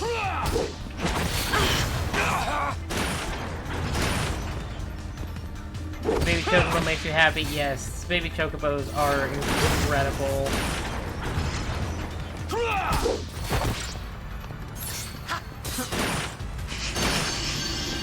The fact that it just lives in the dude's hair is just kind of hilarious. Okay, I have a feeling. Okay, are we? Oh, okay, we already took down one of the manipulators. Okay.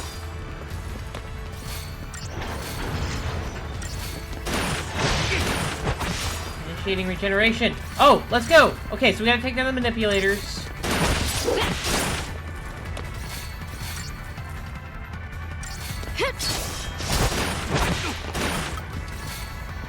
I'm gonna potion.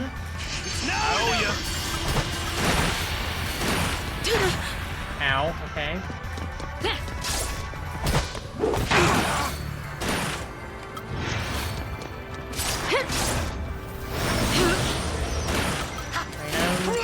Potion. Now or never. Manipulator.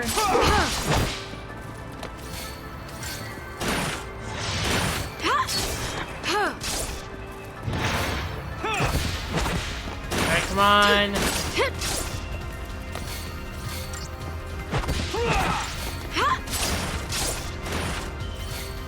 Initiating regeneration. Come on, can we get it down?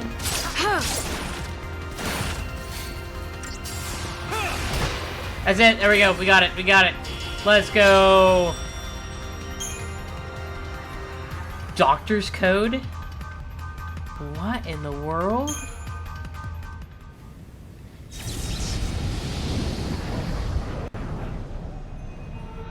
So did I beat it? Did I release it? Pause. Where are we?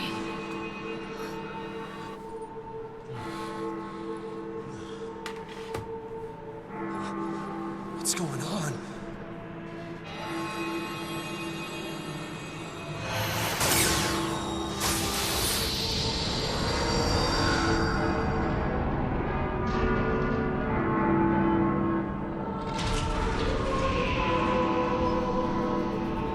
They have seen the truth.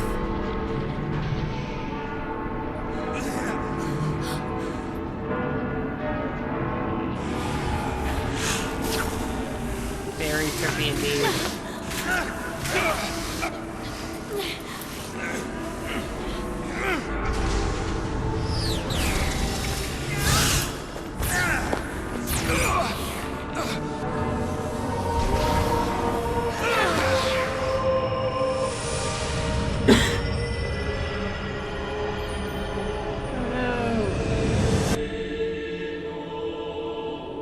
If y'all have ever seen Full Metal Alchemist, this is giving me serious Full Metal Alchemist vibes.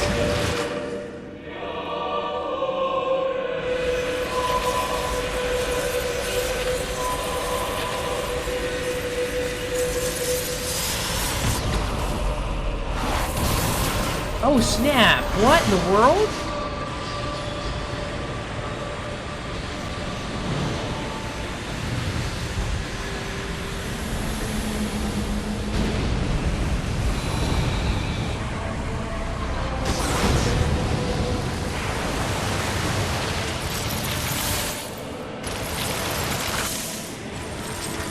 What? What? Did you just crystallize the whole sea down here? When I couldn't see a future, and I was afraid. When the future was clear, and it hurt to see. I'd just close my eyes and lose myself in happier days.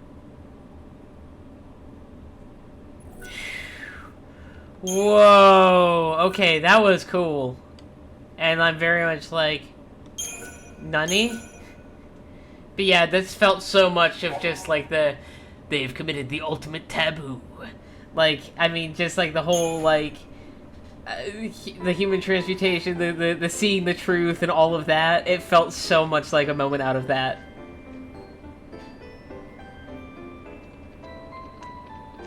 That is way too chipper music for this moment right now.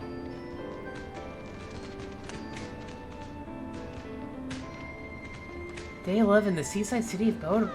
Oh. So we're backtracking? Great spot to watch from. The whole gang's here tonight. How'd that happen? Don't know. Destiny? More like dumb luck. Let's go find him. Excuse me. See you around. You know. No, but I want to. You just missed her. She said she'd be at the usual place. Thanks. Sorry about that. Now, who'd you say you were looking for?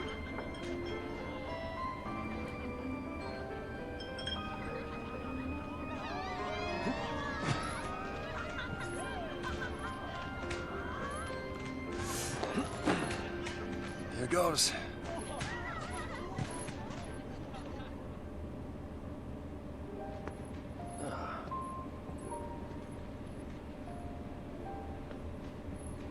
Making a wish? Maybe I was. I was hoping that tomorrow I can tell my sister. She'll be so mad, knowing I hid it from her. Don't worry. I'll take the blame for you. You know, you should ask for something bigger. These are wish-granting fireworks, like in the stories. Stories, huh? Oh, so this already happened to her. The Xiii who fulfill their focus. They become crystal and gain eternal life. Would help if they gave you some clue about what you're supposed to do. We'll figure this thing out. You will never be one of those monsters.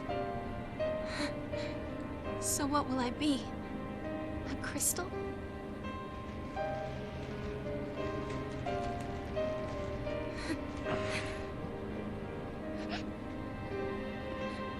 Yesterday at the store, I got us something.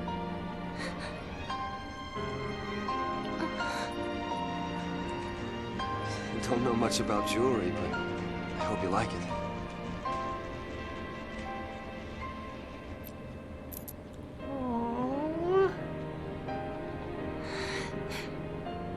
I will stand by you, no matter what happens.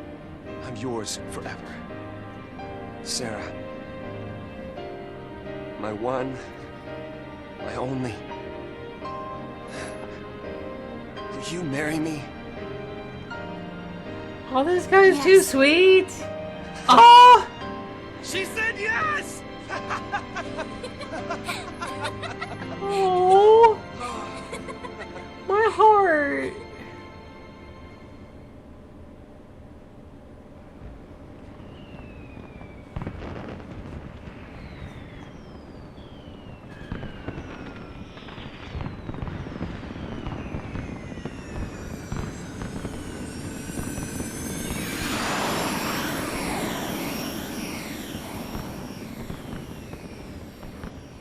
Gotta love these fireworks.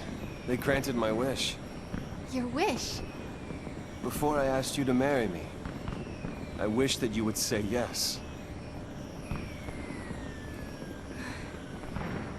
Then maybe they'll grant mine, too. What's that? To have the courage to tell Lightning that I've become a Xiii. Hey, our engagement is way bigger news. Oh, man, I can't wait to see her face. She'll be my new sister. Yeah.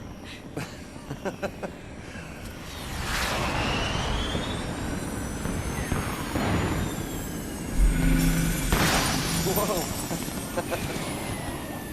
Are they like digital fireworks?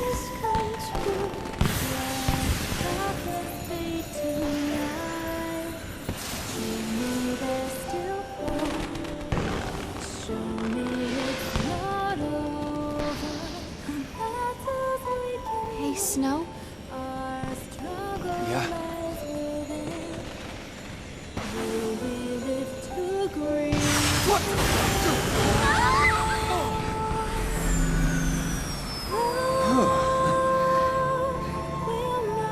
That was close.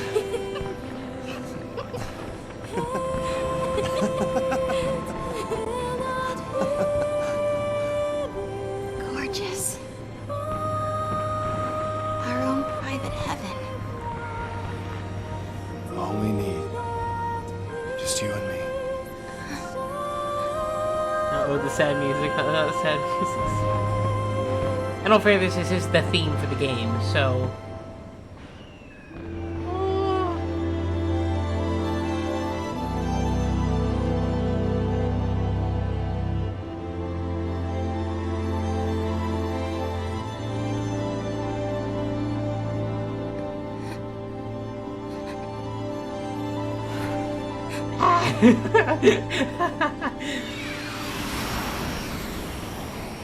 Shell, I love your reactions. They're so funny. Thank you, Snow.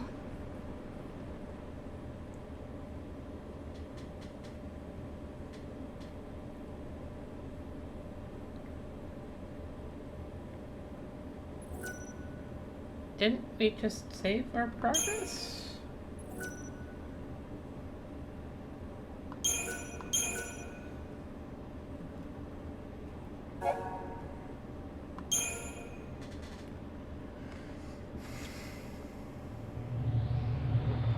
Sarah!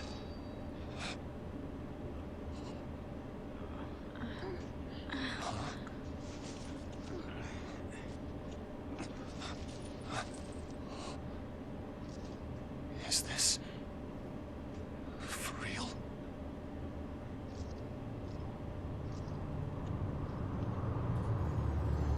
Like Brescia cocoon loaf. Oh, that's so cool looking! This must be Lake Brescia?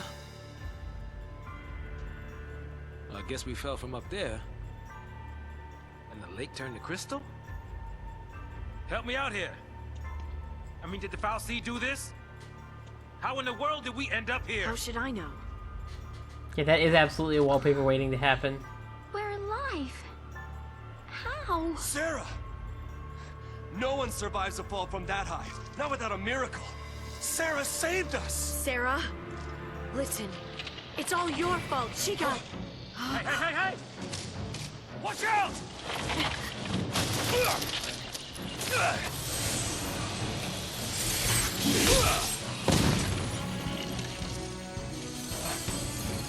What did I just do?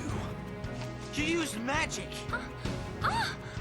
You used the power of Xiii. The Xiii cursed us. We're Xiii now.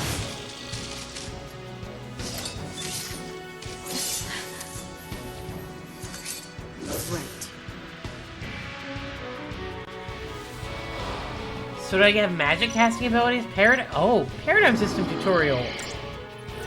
Get a tutorial. You can assign characters the most effective roles for any given situation by changing your party's paradigm. You can switch between paradigms as often as you would like. First, press LB to access your party's paradigm deck.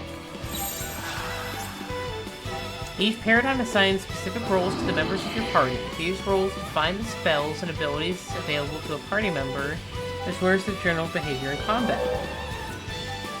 There's a wide variety of paradigms to choose from. Offensive paradigms concentrate on dealing damage to enemies, while defensive paradigms focus on party protection and healing. It's very important to shift paradigms to suit your situation.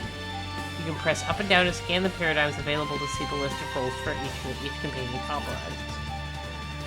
Your current paradigm, Relentless Assault, is an offensive paradigm in which multiple attackers coordinate their efforts. The paradigm's 2 Ravagers target whichever enemy the commando attacks, with the goal of quickly filling the enemy's chain gauge to stagger it. If you wish to continue using the Relentless Assault paradigm, press B to close the paradigm deck. If you wish to choose paradigm, select the new paradigm, press A.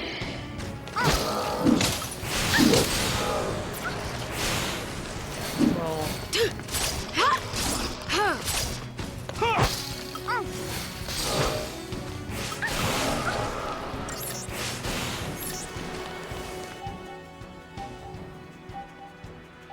Whatever part of me is taking damage, that would be a good time to open your paradigm deck and shift to defensive paradigm like Solidarity. Will cast Snow in the role of Sentinel, boosting his defenses so he can shield others from enemy ire. Vanille's role will change to Medic, causing her to concentrate on healing wounded allies with the Cure spell. Once your party has recovered its strength, you can shift back to Relentless Assault and continue battling your enemies.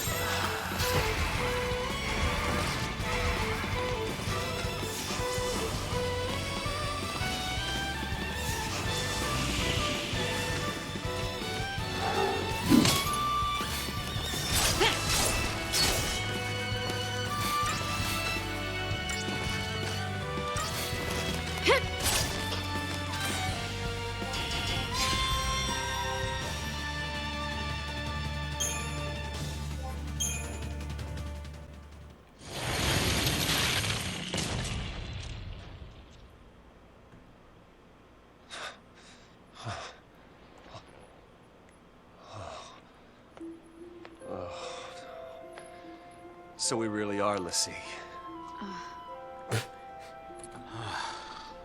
Looks like it. You too? Yep. Right here. Okay. Xiii to the last. Why me? I don't even know you! Will you have to go and attack that thing? Just leave me alone! It's your fault. It's your fault, You could have. All of this is your and Sarah's fault! Watch it!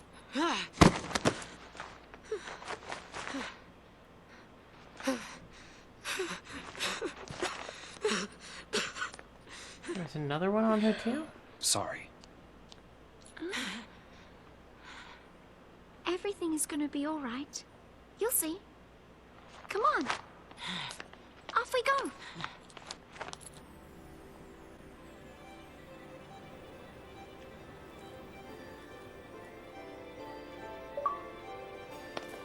Xiii, huh? Yep. We're all playing for Team Pulse now. Sheesh. Why me?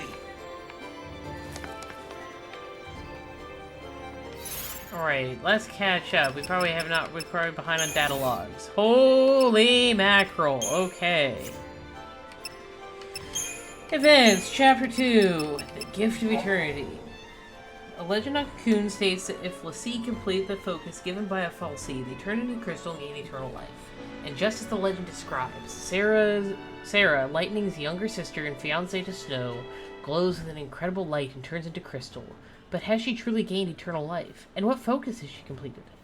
This timeless crystal sleep seems nothing more than another form of death to Lightning, and she turns her feelings of grief and anger upon Snow. Snow, however, refuses to give up hope of a future where Sarah will return to him.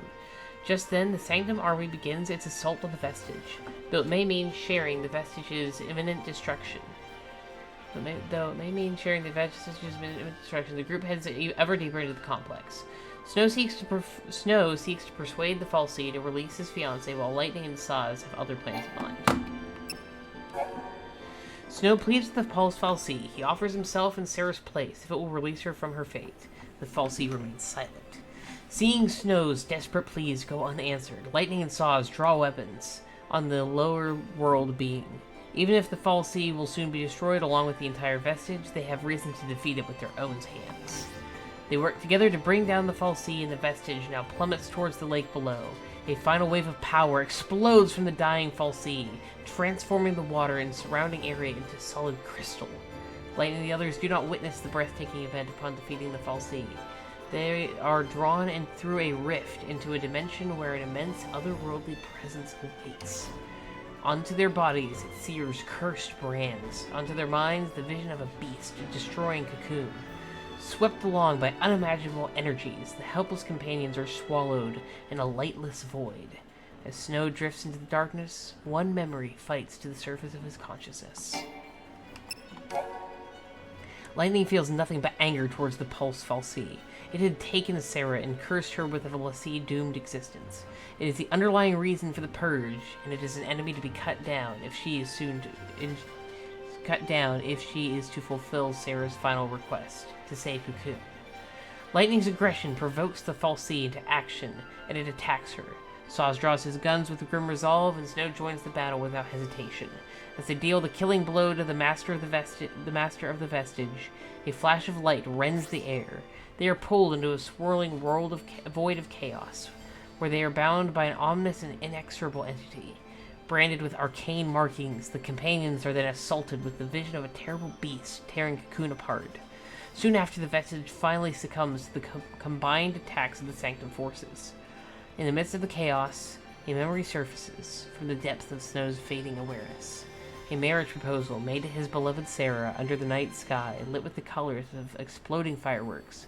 Can his wish for a happy future ever be granted now? Dang. 13 days. Day 10, gifts. It would be Lightning's birthday in 2 days. While out shopping for her present with Sarah, Snow slipped away to buy engagement necklaces. He intended to propose to Sarah the very next day. He knew her fate as a Lassie, but meant to stand by her no matter what. Aww, good for him. Good guy, Snow. Be like Snow. Meanwhile, Sarah searched for a gift that would help keep Lightning safe during her dangerous work as a soldier. After giving her sister a present, Sarah planned to confess about becoming a Lassie. Snow proposed to Sarah under the brightly exploding fireworks, giving her renewed hope for the future. Sarah still did not know what her focus was, and had yet to tell Lightning about her Lassie curse. But with Snow by her side, there was no obstacle they couldn't overcome. Hand in hand, they watched the spectacle of lights illuminate the night sky. In Bodum, there is a legend. If you wish on the fireworks, your dreams will come true. Aww. Okay, Crystal Stasis. For Lassie, successful completion of a focus holds the promise of eternal life in the peaceful slumber of Crystal Stasis. Or so the legends say. Yet to spend an eternity as an immobile crystal is not so very different from death. The people of Cocoon consequently fear being marked as a Lassie, equating the Fal'Cie's brand with a death sentence. Faced with only the choice between eternal damnation as a Xiii and eternal imprisonment in Crystal, it comes as little surprise that many Lassie decry their fate. Locales. Bodum. This modest city by the sea is the hometown of Lightning and Sarah, as well as that of Snow and the members of Nora. Known for its relaxing resort-like atmosphere, the location is a popular destination for vacationers. Bodum's largest tourist draw is its annual beachfront fireworks display, but this year's event was ruined by the discovery of the Pulse Fal'Cie within the nearby vestige. The Sanctum quarantined the city on the day after the discovery, announcing its plans to purge Bodum's entire population along with the hapless tourist Pulse. Lake Brescia. Lake Brescia is located near Cocoon's outer rim, directly beneath the Hanging Edge. Once a bustling center of activity, this desolate area is now home only to monsters that lurk amongst the centuries-old remnants of civilization. The final wave of power released by the falling Pulse Fal'Cie has locked the waters of the lake into solid crystal form, creating a beautiful and unsettling landscape. The Fal'Cie. Anima. This Fal'Cie has been hibernating deep within the Bodum vestige. It branded Sarah as well as Lightning, Snow, and the others, condemning them all to the grim fate of Pulse Lassie. Although it appears Anima was brought to Cocoon in the vestige centuries ago, Sanctum authorities had no knowledge of the alien stowaway's presence. Its discovery and the resultant fear that Bodom's population may have been tainted by its magic spawned the Purge. Gameplay basics, reaction. Okay. Forest battle, paradigms. Just wiping off stuff off of my to-do list. Aggression, preemptive strikes. Okay.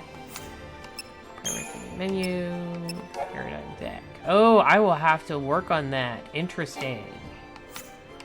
Enemy intel.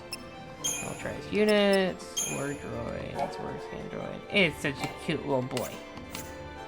See the shambling Xiii. Cool. Gassed. Oh snap! That is a. I didn't realize you could actually still see their faces. Holy crap! That's rough, man. That's a white. Others. Falsy. Anima. Status immunities. Vulnerabilities. Right manipulator. Left manipulator. Okay, that caught us up. Oh.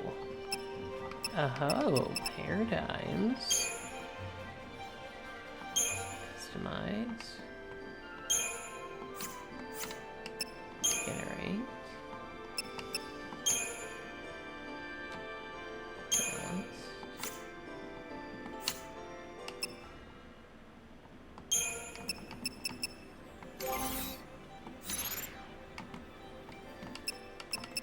Interesting. Okay. Well, I need to quickly find a save location. I'm gonna quickly come back here, make sure there's nothing back here. Because, oh man, this music's pretty. I took off my headphones for a little while to give my ears a break while I was reading. Oh, pretty music.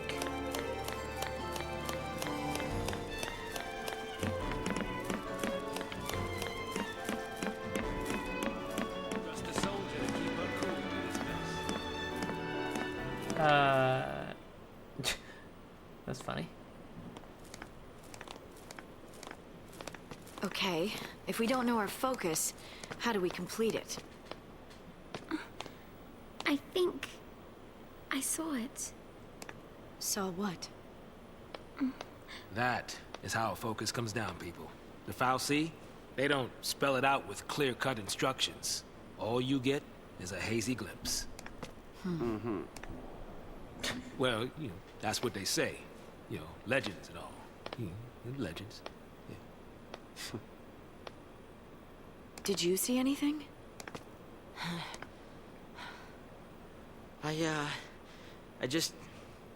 It's all kind of foggy, but I saw this big, towering.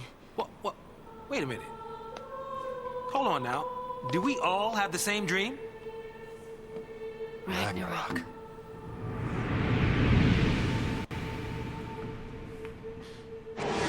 Time for your warlord, oh man.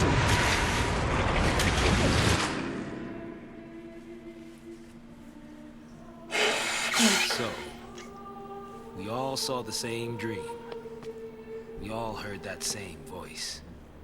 You mean that was our focus? But how are we supposed to know what to do from that? That's the tricky part.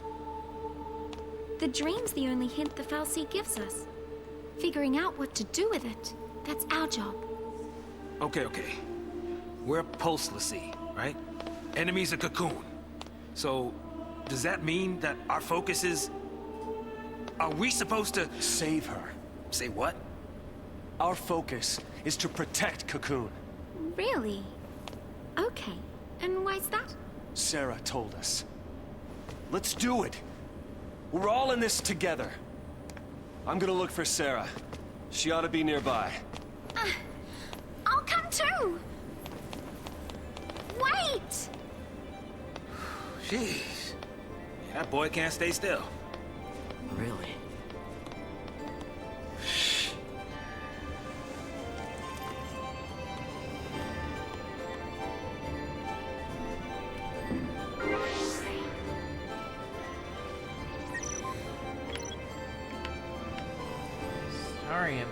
Crystarium.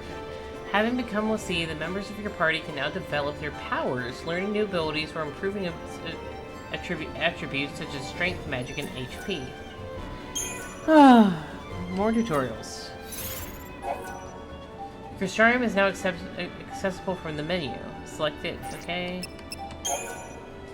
Select the character you wish to develop. Select lightning this time, press A to confirm. Oh, we got like our experience. Oh, this is the Crystarium, which allows you to develop the character's abilities in various roles. Lightning is currently set as Commando or Ravager. Each has its own path of development. Select Commando and then press A. As you can see, the Ruined Crystal is illuminated. Illuminated crystals represent known abilities. Lightning can use the offensive magic spell Ruin whenever she's playing the role of Commando. The crystal next to Ruin is still dimmed, but by extending the light of Cristogenesis to reach it, Lightning can obtain the crystal and its benefits. You can advance the path of Cristogenesis by holding A. Doing so will consume CP. Cristogenesis points, CP. Cristogenesis development always requires CP. So Gill Crystal Flower. Yeah, so it's like little orbiting sections. And it's interesting. I had heard people talk about this. Final Fantasy VII Remake has a system very similar to this. Saying it actually had a lot more in common with this game than it did in 15. And I can totally see it now, because it looks just like this. Pretty good skill tree. But we'll see. I'm sure they innovated some on that version, so I don't know. Go ahead and advance Lightning's path of Cristogenesis. Press A and the line will extend, gradually consuming CP. Continue holding A until the line reaches the next crystal.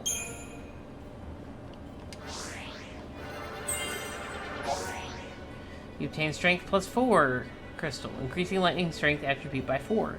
Attributes can only have been used when in the corresponding role, but attribute bonuses like this one apply across all roles. Interesting. At times you must direct the course of Cristogenesis. Normally the line will advance until you run out of CP. However, it will stop automatically at branching points like Strength plus 4 crystal you just obtained. To continue advancing Cristogenesis here, hold A and press in the desired direction. What do you think, guys? Do we go to HP plus 15, or do we go to HP plus 20 and then go up to Life Siphon? Because that Life Siphon sounds pretty cool. Toggle zoom. Anything in chat? First, Life Siphon? Alright, Life Siphon it is. You've run out of CP. So Cristogenesis cannot proceed. To develop Lightning further, you'll need to earn more CP. Characters earn CP after each battle. Once you have fought enough, return to the Crystarium to obtain more crystals. You can develop other party members in the Crystarium as well. If you wish to do so now, press LB to select another character. When you finish, press B to exit. Okay, so we didn't quite get to Life Siphon.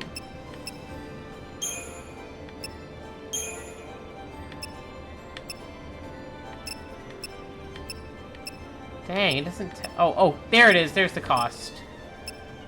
So we need 19 more CP to get HP 20, and then 60 more after that. Okay. So, y'all have 101. We'll maybe upgrade it. Currently, we'll maybe upgrade him as a Ravager?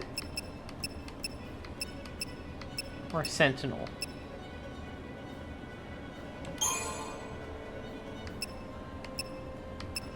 Ooh, Frost Strike. That's plus 40, 40. Whoa.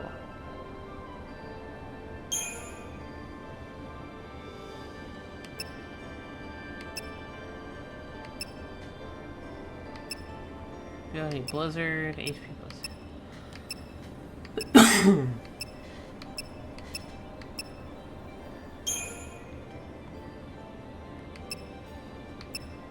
I guess I know Blizzard now.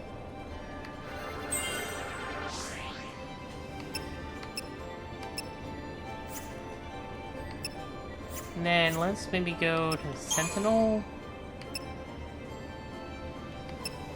So we already know all of this. Wait, Libra!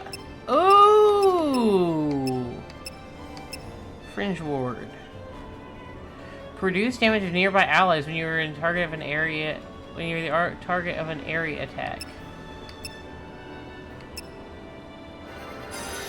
I'll take that. Anything else I can learn for cheap?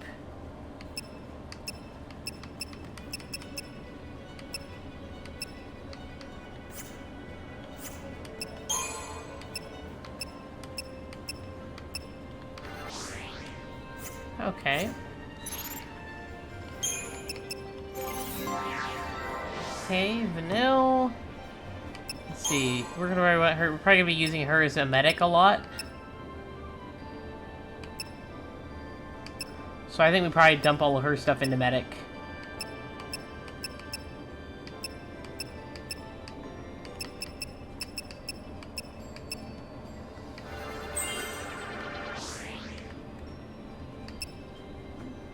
Oh shoot, that cost a lot of CP for her.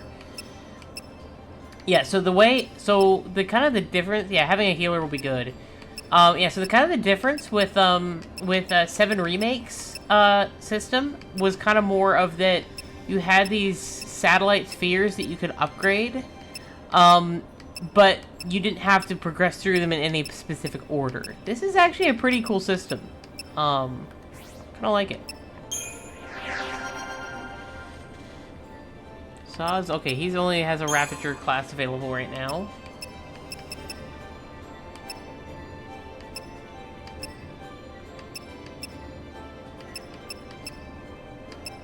So I guess we'll just...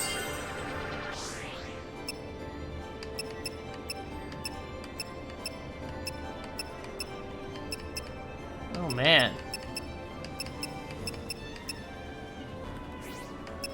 And hope. Ooh. What's a synergist? Protect. HP 100, magic plus 3, strength.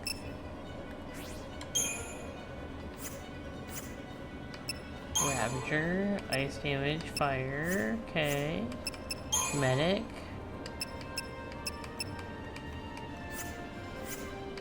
Well, we'll put his points into synergist, whatever that's gonna mean. Yeah, looks like you become a healer too. Yeah, definitely looks like that. So, yeah. Pretty cool.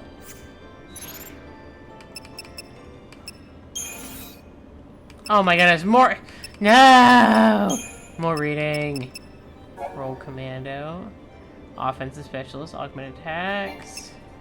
Ravager, wield powerful magic spells. Privy Chaining.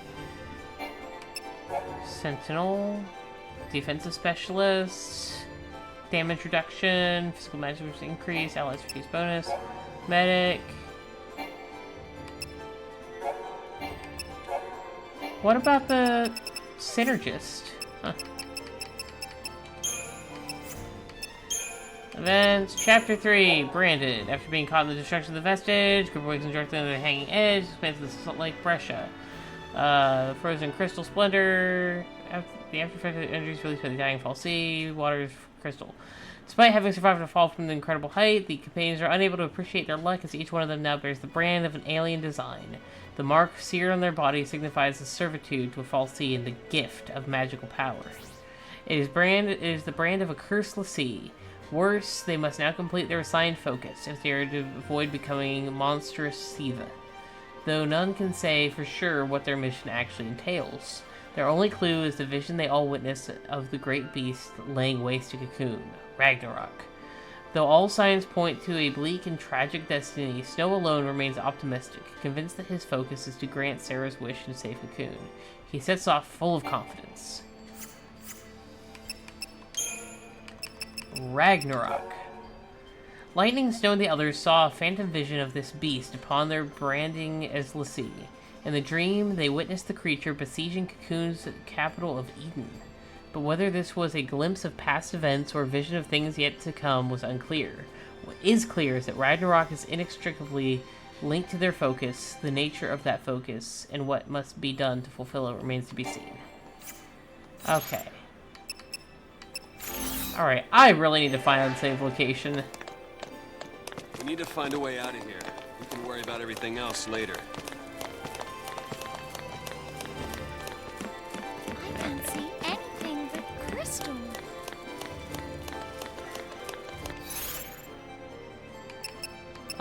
Paradigms.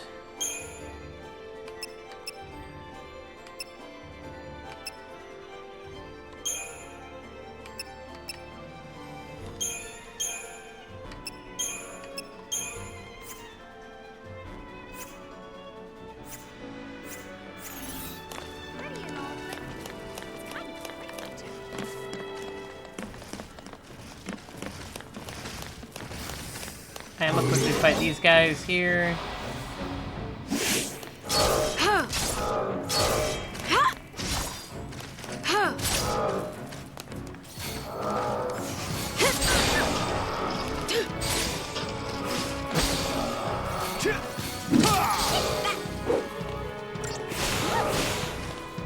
Yes! Oh my goodness, that was fast.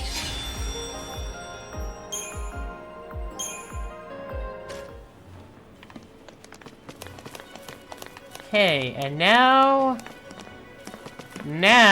we finally are gonna save. I gotta point out that we've been at this for like 3 hours, and we still only have 480 gil. Like, this game is stingy.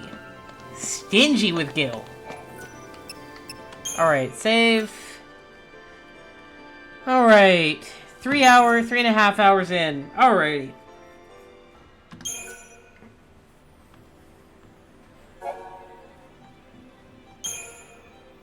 Well, guys, this has been super fun. Yeah, so Final Fantasy 13, y'all. Very exciting opener to this game. Lots of lore, lots of reading. Oh, so many words and phrases, and oh my gosh, just like Lassie and Falsey and Seetha. Oh my word. Okay, but I think I got the general gist of it. And if you look online, I know there's some pretty good videos kind of breaking down the lore of the game. Obviously, there's probably going to be spoilers for later in the game, but if you're having a hard time following or understanding anything, go do some research. It's not too hard to find stuff. Zipyorgs, Vivian, great having you guys as first-time streamers. Yeah, so we'll pick up here again next Tuesday, Lord willing. And yeah, it has been awesome here, hanging out with you guys, and look forward to continuing. So, anyways, it's been Archie Forbes here, and have a great week. Bye.